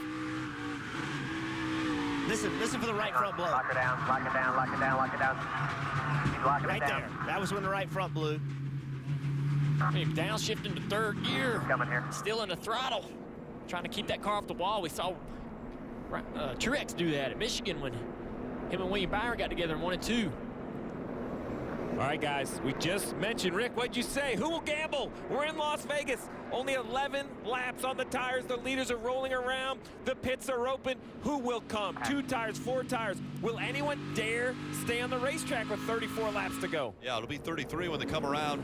This next time, they're going to continue the cleanup, but on to pit road they go. Logano leading the lead lap cars to the attention of the crews. Dave. Yep, no way they could turn down that set of fresh tires. It is, by the way, the final one for most everybody on pit road. Can the 2 team do it one more time? They'll take 4 in fuel, Kelly. Well, the 22 team of Joey Logano has also been really solid on pit road today. He said he was just freeing up towards the end of that last run. It looks like it's going to be 4 tires and fuel, Marty. Cole Pearn told Martin Truex Jr. do whatever Joey Logano does, so they came down pit road. The 78 team has struggled on pit road. It's not really been the pit crew. Martin has had trouble getting out of his box. They'll see if they can deliver on what might be the final stop of the day. It's going to be tight with that 2-car rig. Race off pit road. Brad Keselowski gains 2 spots. Martin Truex Jr. stays in 2nd. Logano loses 2. The story all season long, the big 3. Kevin Harvick, Kyle Busch dominating. Well, now those 2 struggling, and Martin Truex Jr. capitalizing. Could get to victory lane again. Hey! Chuck Norris? Can you sign my Tacoma? I'll be glad to. From the fist of a legend rises a new action star. A hero who's there to save the day and the night. So fearless, so rugged, he's tough as Chuck. You replaced me with a truck? Toyota, let's go places.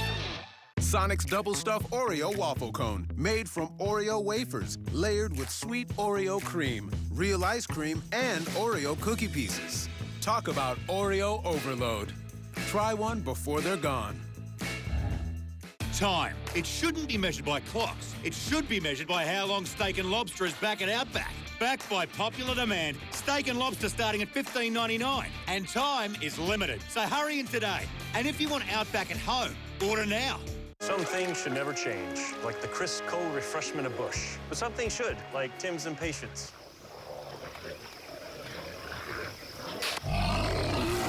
Play dead or Tim. Sonic's Double Stuffed Oreo Waffle Cone, made from Oreo wafers, layered with sweet Oreo cream, real ice cream, and Oreo cookie pieces. Talk about Oreo overload. Try one before they're gone. I'm just fulfilling my destiny. There's no better feeling than when the money's on the line, driving the hell out of your race car, just on the edge of control. I'm just fulfilling my destiny. It doesn't matter who it is, I want to beat them. I'm just fulfilling my destiny. I'm just fulfilling my destiny. I'm just fulfilling my destiny. I'm just fulfilling my destiny. I'm just fulfilling my destiny.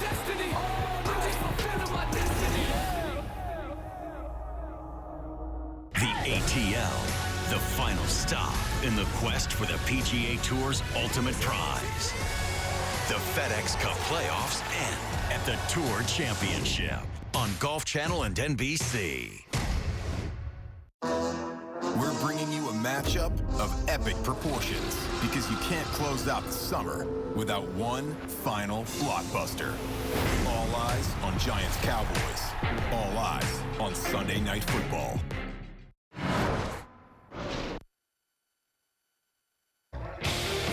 Lee Diffie with you here at Sonoma Raceway, where it is Championship Day in the Verizon IndyCar Series. Scott Dixon, the four-time champ, up against the young charger Alexander Rossi. Who will get the title? You'll see it right after the Cup race is finished.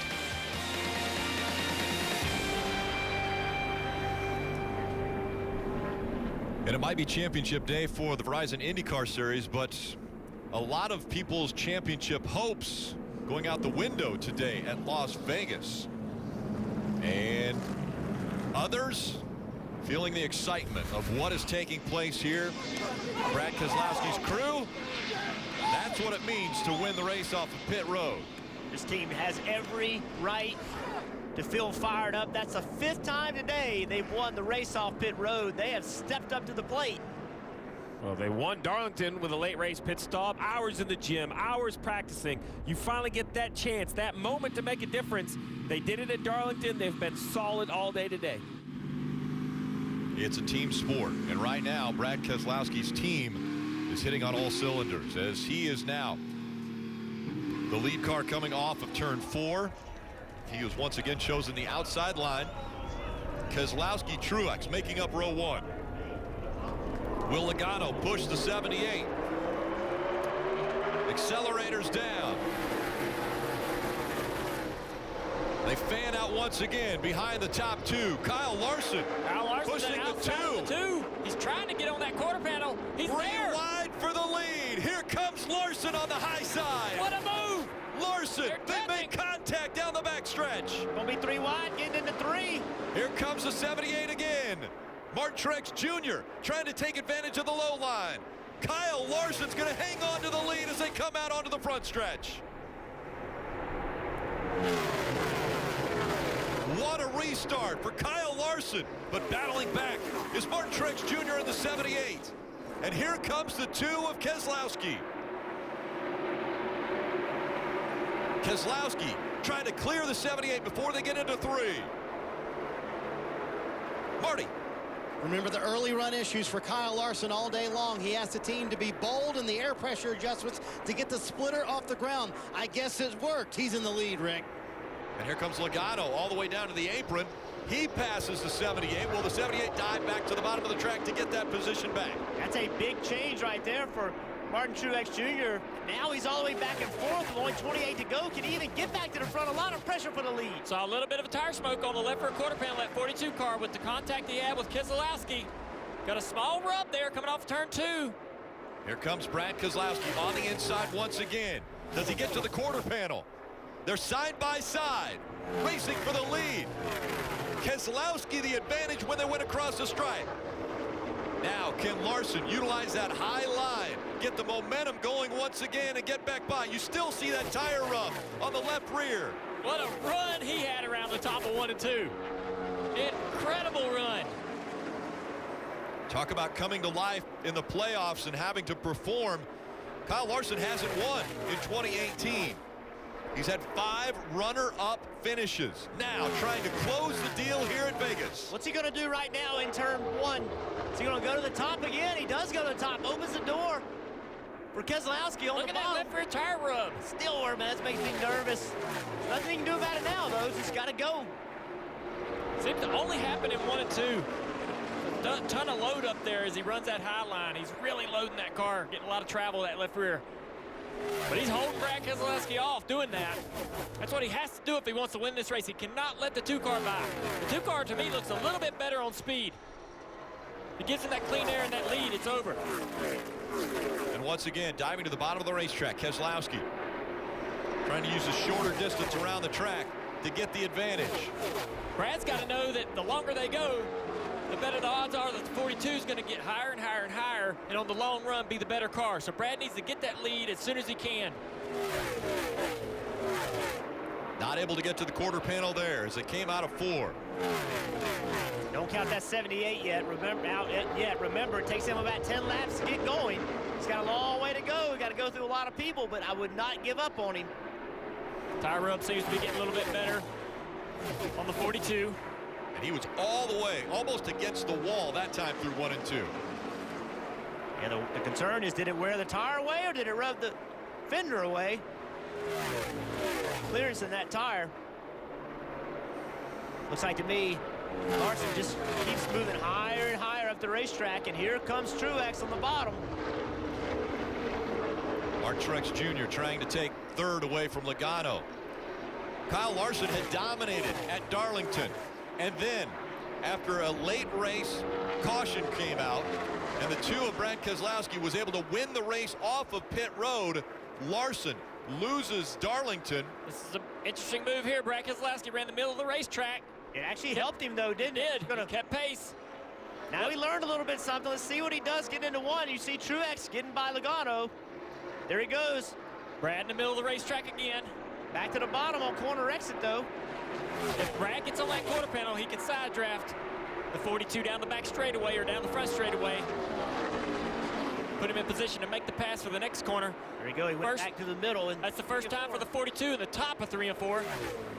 Stayed very high through 3 and 4, and he'll keep his 1 to 2 car length advantage over the 2. Caution coming out. Denny Hamlin in the grass. That was coming off of turn 4. He does have playoff contender. He does have severe damage to that splitter. And he stops right in his pit stall. That car is destroyed. Another playoff contender, and yes, the front end of that car destroyed. You see Denny Hamlin takes the steering wheel off. He's going to climb out of the car. He knows his day's done. They struggled all day long with this car. All the Gibbs guys have been struggling today, and they all found trouble one way or another. That's so much damage that obviously the day's over for these guys. Denny very frustrated.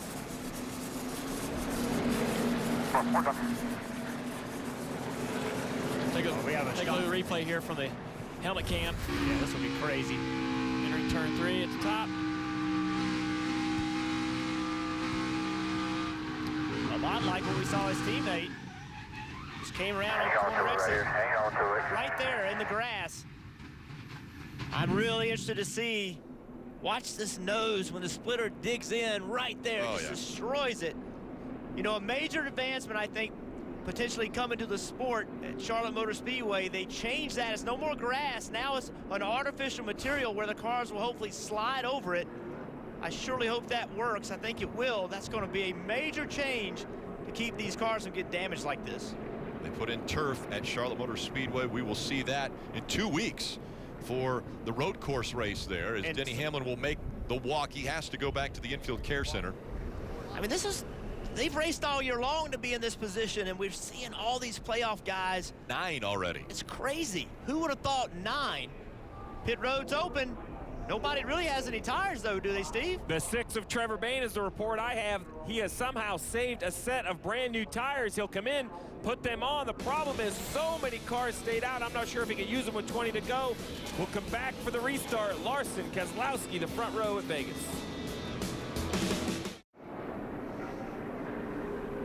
Well, coming up next on NBCSN, it's the Verizon IndyCar Series Championship from Sonoma. We will get you there right after Victory Lane from here at Las Vegas. For all other interviews and content from here at Las Vegas, make sure to tune in to NBCSports.com. So this last restart coming, Rick, I'm going to be watching who's going to spin the tires. This is the first restart on old tires. No one knows how these rear tires are going to grip because every single time, with the exception of this one, they've had new tires on. Now they have hot scuffs. Larson didn't want that caution. He was about to flip the switch and take off, but it's allowed this 2 car to cool his tires. And here they go for the final restart. 17 laps remain. A good restart for Kyle Larson. He dives all the way to the bottom of the track, trying to affect the 2. Keselowski took it. Keselowski wants to check out now after a great restart. Here comes the 78 of Truex Jr. 3 wide for second. Logano right in the middle of the track. He's going to have second for now. The momentum on the 42 on the high side. Can he use it? Blocking by the 22 of Logano. Trying to slow down Martin Truex Jr. as they go into 1. Brad Keselowski again out front. Could he win his 3rd race in a row? Oh, we got another wreck on the backstretch. A car is spun inside wall. Heavy contact, Rick. Caution has come out once again, and it's the 17 of Ricky Stenhouse Jr. Stay with it here until they get to you. Now, Steve, we heard earlier as the window net's coming down for the 17 of Ricky Stenhouse Jr., we heard earlier teams mentioning they had 4-lap scuffs. Are they better than what's on now? And who makes that call to come down to pit road if you're running in the top 10? Well, I think if you were going to pit, you would have had to do it on the the caution before. That was such a short run. I think all these guys, all the leaders, they're going to stay on the racetrack. We see Ricky Stenhouse climb out of his automobile. It kind of stacked up. Paul Menard's on new tires here, the 47. I don't know if the 17 just got loose. I can't tell if there was contact the first time. Definitely the second time. Yeah, it just looked like the 17 got loose on the nose of that car. Oh, Allmendinger, I don't think really got into him. Yeah, Allmendinger didn't get into him to start it by any means. Big impact, though. Yeah. When I was watching it live, because that bright yellow 21 there at the bottom that just misses the accident. Rick, you mentioned new tires. He did put sticker tires on. Ricky Stenhouse hit so close to that opening again. Yeah, Chase Briscoe yesterday in the Xfinity race hit in the exact same spot. Leaders are coming around turn 3 and 4. We'll see if...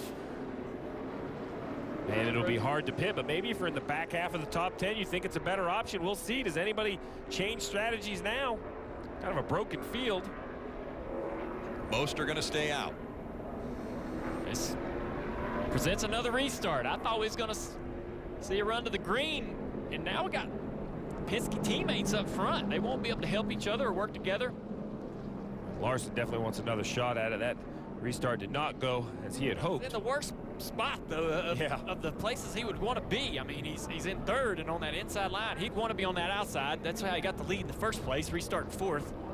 Well, let's go back and watch that last restart, because they're all going to use that last restart to try to make themselves better for this one. So look what the 2 of Keselowski does.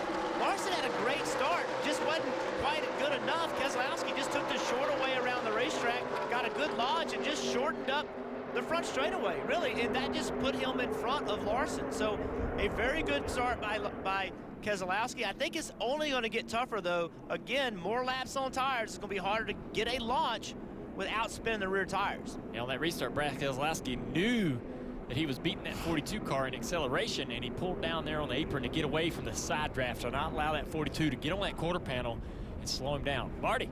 And also look who was behind the 42 on that restart, the 22 of Joey Logano, Brad Keselowski's teammate. And Kyle Larson said, I was waiting for that push. That push never came. So let's talk about it with Chad Johnson, his crew chief. And Chad, I'm assuming these cautions you probably didn't want to see, did you, with such a good long run car? No, we definitely struggled getting going the first few laps. Car's just way too tight. I don't know if we're on the splitter or what. So we'd definitely like to see it go green. Especially since we just put our last set of stickers on it. But at least we're all in the same boat. We kind of got a set behind early with the right front that went down, but ended up being able to stay out, take the way around, and get on even tires with everybody. So should be interesting here. He's one of the best in the game at restarts, so we'll just see if we can't get the push when we need to push and see if we can make it stick. Kyle Larson going to get another shot at it, Parker. Right, Marty, here with Denny Hamlin, just got out of the infield care center. Denny, we saw your teammate Kyle Busch spin off 4. You spun off 4. What's going on over there? Trying to get more than the car is capable of going. You know, should have just finished 15th or 10th or wherever we were at the time, but trying to get more. Car won't handle it. No grip, and just a bad day overall. Just a bad day here for Denny Hamlin, this 11 team, Kelly. All right, what was a great restart for Joey Logano in that 22 team. And now this time, Todd Gordon, he'll be starting from the front row. It's going to be a short shootout potentially to the checkered flag. What do you want to see out of Joey? Yeah, just good clean shifts here and doing what he does. He's pretty good. You put him on the front row. Obviously, racing our teammate there, good position to be. But just proud of the whole team and where they've gotten us to, and we've slugged all day. We haven't had the fastest car, but we've had speed at times, and short run's not been a bad thing. All right, and they value clean air over those 4-lap scuffs, Dave. And now Brad Keselowski gets to drag race with his teammate on this restart. What's the 2-car got? Well, had a good day. I'm real proud of these guys on pit road. We've gained a lot of spots today, numerous times, and gotten us a lead, and that's key to getting that clean air. Our car's been solid, not quite the speed that the 78 has, but I feel like we're second best right now. And with a short run here at the end, I think if we can get the lead here and get that clean air, I think we got a shot at it. So, like I said, it's been a fun day. We were able to win a stage. And from there, it's just been nice and steady with this Auto Trader Ford and trying to score some points here to finish it out. Clean air is worth so much, guys, and they have earned it today. Paul Wolfe seemed all calm and cool there. And you look at another guy who's maybe not so calm and cool. A couple four-time champions there. You saw Dario Franchitti taking a picture with Scott Dixon. Scott Dixon looking for his 5th IndyCar title. That's coming up right after Victory Lane here in Las Vegas. And that means that's coming up in about 10 laps. And they are ready. Ready to go. Scott Dixon, all smiles. It'll be hard, though. He only has a 19-point lead over Alexander Rossi, and it's double points for this final race at Sonoma. Saw Chip Ganassi standing there in the background. Have to wonder if he's keeping a close tabs on this race. It's a 29-point lead. I'd mentioned 19. It's 29-point lead for Scott Dixon that he has over Alexander Rossi. And again, double points for them at Verizon. We look at the points now as they run here for this, the first race of the playoffs, and 9 playoff drivers have already been involved in an incident today. How about Jimmy Johnson? Up to 10th after he was back down in the 17th position. Excuse me, the 15th position of the 16 drivers. Look at those bonus points for Brad Keselowski, man. He's got 25 bonus points. Counting more if he gets this race win. Well, and more importantly, you talked about how crazy the next 2 races could be. A win here, he don't have to worry about him. He'll be into the second round. We've seen this before. Teammates side by side. Keselowski on the inside, Logano on the outside. Then Larson and Truex Jr. making up row 2. Logano spun his tires in the outside lane. That's going to help Larson. Larson trying to take over second. He moves ahead of the 22. Keselowski out front. Larson running second. Here comes Ryan Blaney in the 12. And on the outside, Mark Truex Jr. with momentum. Contact. Now all the way down to the bottom of the track. He's trying to take second away from Blaney. Behind these guys, they're 3 wide. Trouble. We got trouble. Jimmy Johnson's in the fence. There's smoke coming out of the left front. Jimmy Johnson's got a right front tire issue. Contact between the 12 and the 78 on the apron. Clint Boyer has a problem, too. Clint Boyer's hit the wall. Yeah. See all the damage to the 48. More playoff contenders with problems. Now 11 different playoff contenders have been involved in accidents. Alex Bowman's going to have a problem, too. I think he has a tire down as well. He does. He has a left front tire down. 3 more playoff contenders in 1 lap. 9 laps to go. Coming to you, guys. He's going to try to get to pit road. He will. That's Alex Bowman on the right side of your screen. Racing continuing, and Keselowski checking out. A second lead over Blaney.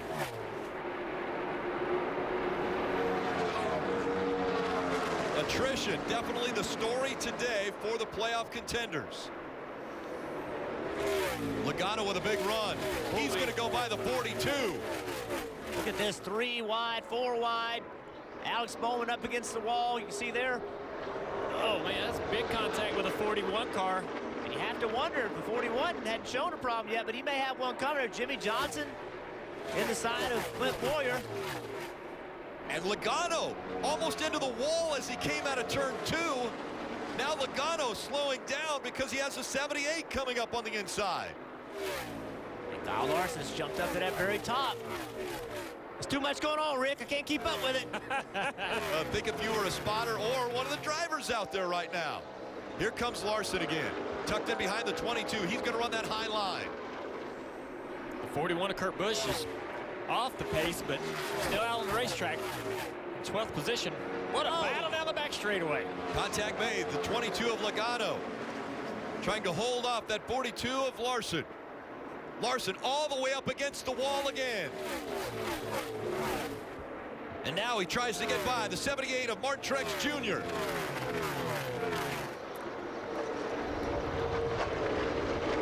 And the caution's out, guys. We have another yellow.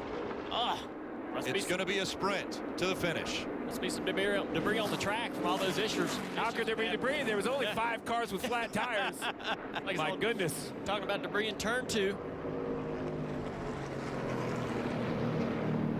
Saw coming out of turn 2, the 22 sliding up the racetrack. He gets into the wall. Wow, that's another big contact. Now he has to be nervous. Remember what happened to Jamie McMurray early in the race? He got into the wall similar to that, and he ended up blowing a tire. Certainly, you can see this is a tires have been rubbing on for sure. Kelly. Joey Logano saying he doesn't feel or hear anything as a result of hitting that wall in that 22 car. The team just saying they think they're all good. It's a great break too for Kurt Busch. But a big contact on the back straightaway with Alex Bowman. He's able to get this caution, probably come down pit road and take a look at that car because he was going backwards there. Clint Bowyer, Bowman, Johnson, Jimmy Johnson, they're all 2 laps down. They'll probably be on pit road as well to make repairs. All the talk about the big 3. So much speed all year out of Stewart-Haas Racing. So much speed out of Joe Gibbs Racing. And here we have Penske. 1, 2, 3 in the first race of the playoffs. NASCAR has called this a quickie yellow. If you're on the lead lap or not on the lead lap, you can come to pit road when pit road is open. And when they come back by, it'll be just 4 laps of racing to go. You mentioned Penske. The only car so far this year that hasn't won from the Penske stable is that 12 car, Blaney. Wonder how aggressive he's going to be here. All day long, the car's been restarting at the top of the racetrack, but Brad Keselowski's changed the script up a little bit, restarting on the bottom. And as soon as they made a comment in the drivers' meeting to tell the drivers they can't change lanes before the start-finish line, the leader cannot go down on the apron. Brad's waiting till beyond the start-finish line to get down on that apron, get away from the side draft of the outside line. Dave. Junior, you see the 88 on pit road, a little more damage repair there, and they'll get Alex back off as well. The 41 of Kurt Busch came down pit road as well. They'll get a change of tires and a little bit of damage control there on the 41, Parker. Right, Dave, and his teammate Jimmy Johnson here also fixing some of that damage, trying to pull the fenders out on the right side. They went 2 laps down when they had to pit under green. Took away a great run from these guys. Kelly? The 14 of Clint Bowyer's also been on pit road. He's been down pit road, in fact, a couple of times since he had pretty heavy contact. You can see the damage there on the right side as they try to hammer out that right front fender, and they'll get him some not sticker Goodyear tires, but some fully inflated ones anyway. Probably those 4-lap tires that we heard that the crews had. And they continue to work on Clint Bowyer's 14. Again, amazing day. Yeah. So many times we're wondering, would they continue to play it cautious? Well, nobody's playing it cautious. There's Roger Penske. He's out in Sonoma saying, what's going on back in Vegas? The caution comes out once again here, and they're waiting to fire the engines out in Sonoma. Literally waiting for this race to be over so they can start theirs. Let's take a look at the points here. Talk about how Jimmy Johnson and those guys were doing such a great job today with those issues we just saw. Look now. Now Jimmy's not in the top 12, not advancing into the next round. Again, he'll have 2 more races. And so many people have had trouble that you got a guy like Kevin Harvick who had trouble early in the race. Well, it doesn't look like it hurt him that bad because so many other people have had trouble. Yeah. Guys, we have another restart coming with Ryan Blaney on the front row. Well, how did he get there? He's all the way back in the 3rd row, but look at this restart right here. You mentioned Joey Logano spin the tires, the 42. He kind of runs the middle of the racetrack, and the 12 of Ryan Blaney. Look at this move through 1 and 2. The 42 runs the middle, leaves a little bit of air for the nose of Ryan Blaney. He drives right up to the left side of the 42 from 5th to 2nd. 1 lap, Marty. And Steve, you saw on that restart his teammate Joey Logano spin the tires. As you mentioned, they warned Ryan about that. If you're going to start on the outside here, which they thought Brad Keselowski would take the inside, you might spin the tires, so be very careful. Team Penske has led 113 laps today, Rick. Ryan Blaney's led 0 of them, but it doesn't matter. You only have to lead 1 to win. And the last time we saw the 42 in the 2nd row, he went to the lead 3 wide into turn 1. It's a 2-lap shootout to determine the winner of the first race of the playoffs. You win, you automatically advance into round 2. Penske making up row 1. Brad Keselowski on the inside. Ryan Blaney on the outside. Blaney spins his tires. Watch Logano. Watch his move. Logano, yeah. He's up on the corner on the outside of him. Here comes Blaney trying to go 3 wide. Logano's got the position. Logano's going to pull the air off Keselowski. Will make it really loose off 2. Logano's in the position right here. They bump going down the backstretch. Side by side for the lead. Diving into turn 3, Keselowski forging ahead of the 22.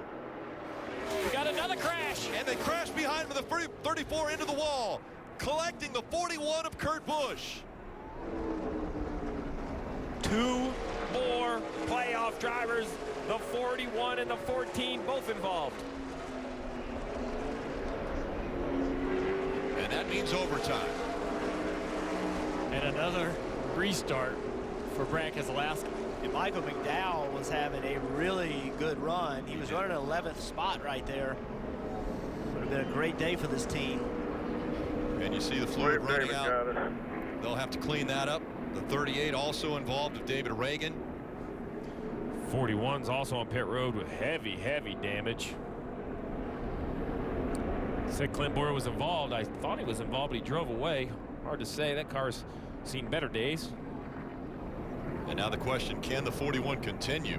Going to get the red flag. Cars are going to park over in turn 3. Red flag's out.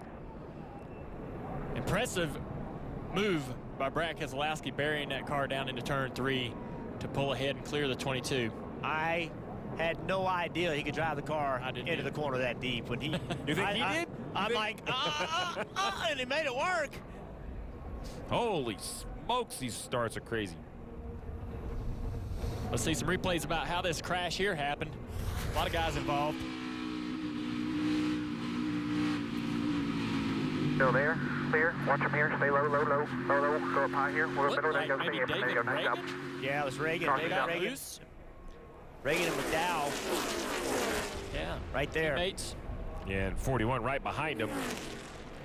41 looks good till right there. I'll tell you what's surprising. There it is right here. You see on the left side of the screen, Reagan just got up the racetrack and got into McDowell. That's what started it. Next week is Richmond. That's supposed to be a short track. As much carnage as we've seen here, this looks more like a short track race than what we would see in Richmond. It's a playoffs, Rick. Every year, Jeff, you and I have this conversation. What do we say? Man, I don't know. I mean, is this elimination format going to change the way they drive? Yes, it is absolutely going to change the way they drive. These guys take risks that I don't believe. My opinion is they don't make these risks in the regular season. I'm not even sure they're doing it conscious. I think it's just a subconscious reaction to the position they're putting in. These drivers, Dale, they are aggressive when the playoffs start. Since we've been in the booth in Chicago, it's been this way. Yeah. I mean, I don't remember the intensity being like this when I was in the race car, much less the first half of the season. But something's happened. These guys are putting it on the line. They're taking risks. You can hear Denny Hamlin in his interview after his accident how he's trying to do more than the car's capable of doing. Looks like a lot of guys are doing that. Yeah, you get in a position in the middle of the season where you just take that 12th, 14th, 15th, go home. But you know, riding around there, right? He has to know I'm giving points up. He sees out who's out in front. All playoff drivers up there in the top 6. I mean, currently, Rick, we have 8 playoff drivers in the top 9.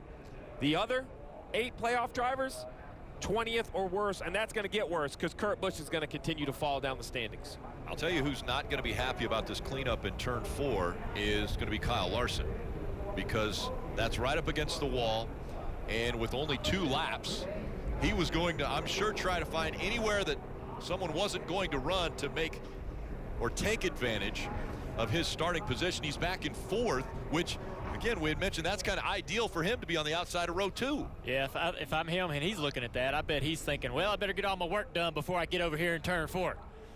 better do everything I can in 1 and 2. And a lot of work still to be done here. And so while we're waiting under a red flag condition, let's go out to Sonoma and check in with Leigh Diffey. And thank you, Lee. And under a yellow flag condition now, 10 minutes, 37 seconds for the red flag. And just a reminder, the IndyCar Series race is continuing on CNBC, as we heard Leigh Diffey mention. And as soon as we get through this race and through Victory Lane, we will send you back out to Sonoma for the conclusion of that last race, a championship race for the Verizon IndyCar Series. And you look at the playoff leaderboard. Again, it will be an overtime finish, and where they are running, these playoff contenders, a tough day for Denny Hamlin, Chase Elliott, Kevin Harvick, Eric Jones, Clint Bowyer, now Jimmie Johnson, recently involved in an incident, Alex Bowman, Kurt Busch. Kyle Busch has had a long day already. He's currently running amazingly in the 9th position. Very few cars in the playoffs haven't had damage or been involved in an incident today. Rick, it's a good thing it's a 400-mile race. I mean, if there was another 100 miles, I'm not sure there'd be any playoff cars left at the rate this race is going. It is just not the day for a playoff car. The 2 of Brad Keselowski has been very impressive on restarts. Let's listen into his radio. I'll just give you an update on a lap down situation. The 22, as he was passing us, clipped us and got us loose. We were down on the apron. The 22 was pushing, and when he got by us, he got us still loose. So you hear teammates talking about clipping us and getting us loose. Yeah, let's watch this replay of this last restart. It got aggressive. You see Logano, he was going to try to get a move underneath Keselowski, but Keselowski smartly went to the bottom, and then Joey jumped to the outside. And you and I both, Junior, thought Joey's in the hot seat. He's where he needs to be, but Keselowski in the 3 did some crazy stuff. Brad, you know, Joey didn't really jump to the outside. Brad went to the apron. And Joey just stayed where he was. It was really interesting. That shows you right there, Brad wants to protect the bottom. He'd rather give Logano or whoever the outside. He is not going to give him the bottom. Alex Bowman, as well as Jimmie Johnson on pit road, 2 of the playoff contenders working on their cars after they've had some damage, significant damage. I don't know how long that red flag was, but those guys have been sitting in that car as we've been watching the IndyCar footage coverage from Sonoma. Those guys have been sitting over there in turn 3, and those cars over 150 degrees inside. That's going to take its toll on these guys physically, but mentally too. They will have to focus for 2 laps. I'd say from the start of that IndyCar race, maybe they were watching this race. Figured they'd hit something.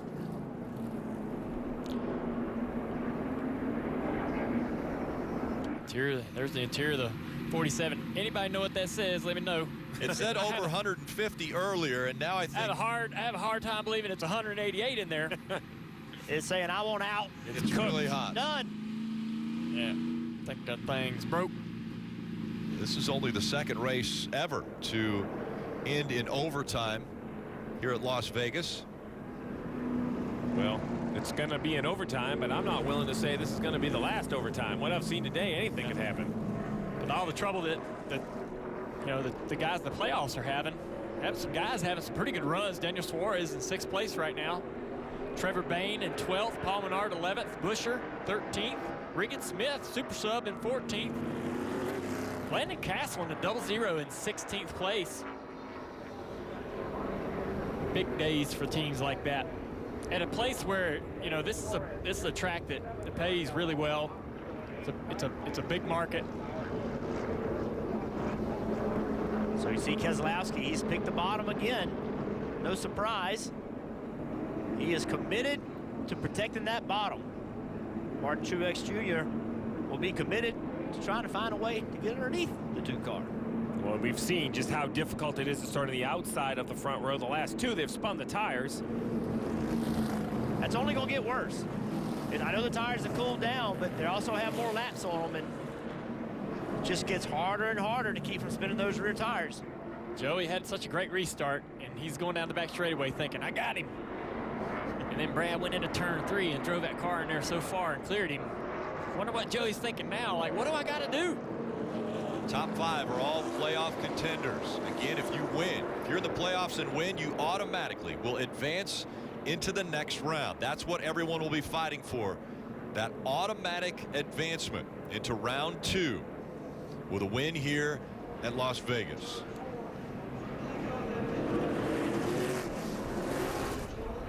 And coming out of turn 4, coming up on overtime presented by Credit One Bank. It'll be a 2-lap shootout. Not a good start for Joey. What's Truex going to do here? He's pushing the 2. Now he moves to the outside. But the side draft from Joey slowed him down a little bit. That clears Keselowski. How about Larson on the bottom? Keselowski looks to be in great shape right here. Down the backstretch they go. Keselowski way out in front. An 8-car length lead already.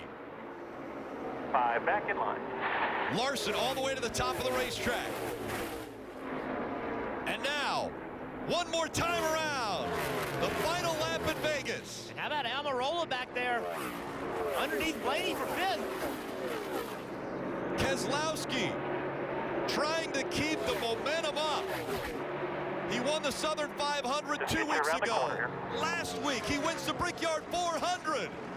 And now, he's going to be able to punch his ticket into round 2. Coming out of turn 4, Keselowski wins 3 in a row. He'll win at Vegas. Great job, everybody. Heck yeah.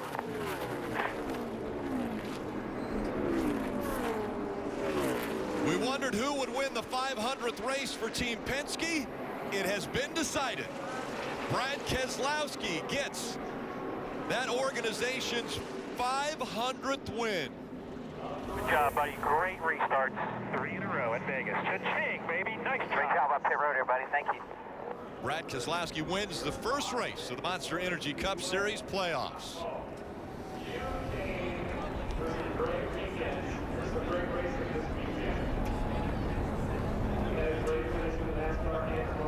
Well, his daughter's not going to have to kiss the bricks after this race. She didn't want to do that at the Brickyard in Indianapolis, but a tradition that Brad has continued after every win. What were those odds? Yeah, it was 64,000 to 1. And we had $1 on it, right? That you win could number win 500, buddy. Win number 500. That you could win 3 races yeah. in a row Forgot on a about that 40-car field. Oh yeah, he said, I forgot about that one. 500 as a company, man. Really proud. The Stars and Stripes always ride along with Brad Keselowski after each win. Such a huge supporter of the armed forces as well as the veterans. This moment right here, presented by Sunoco, fueling victories all season long. And the last 3 races for Brad Keselowski.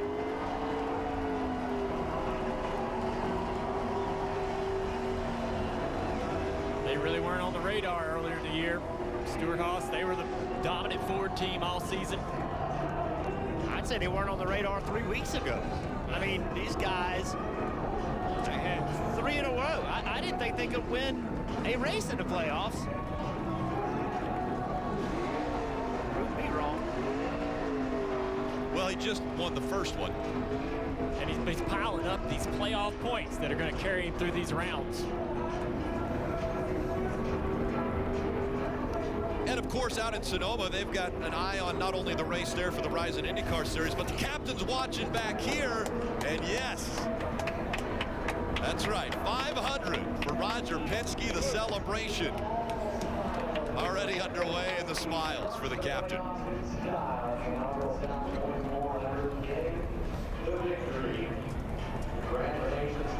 With the win, he moves into the second round.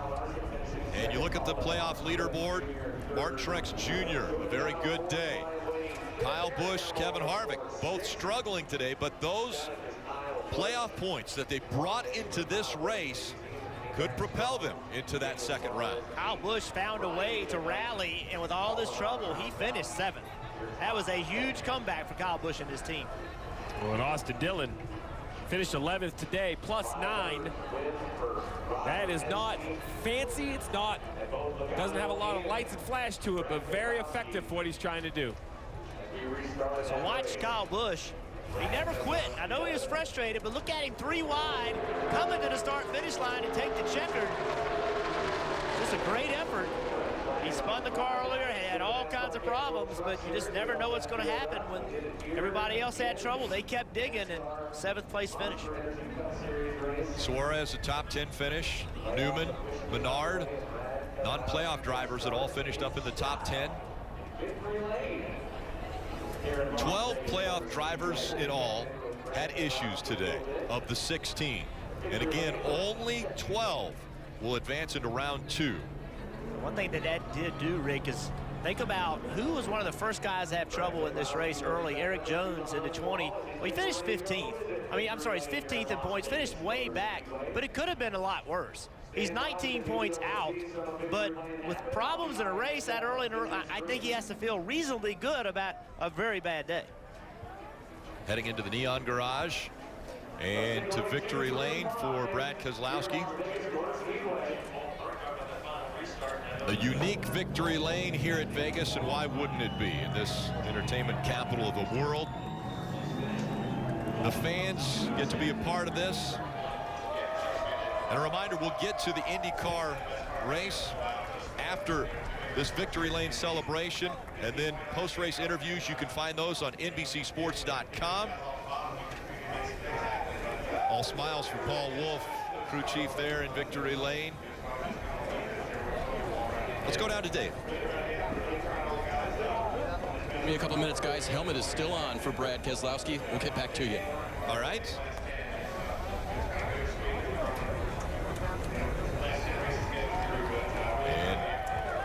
The uniqueness of Las Vegas, you see fans able to enjoy the victory lane celebration. And what a day and what 3 weeks it has been for Brad Keselowski. A team that hadn't won all throughout the regular season goes to Darlington, and an impressive pit stop by their team gets him out in front. He's able to outdo Kyle Larson on a late restart, go on to get win number 1 of the season for him. He backs it up with a Brickyard 400 win the very next week, and now that momentum is strong for this entire team as he gets the 500th win for Penske and the first win of the playoffs, ensuring him a spot in the round of 12.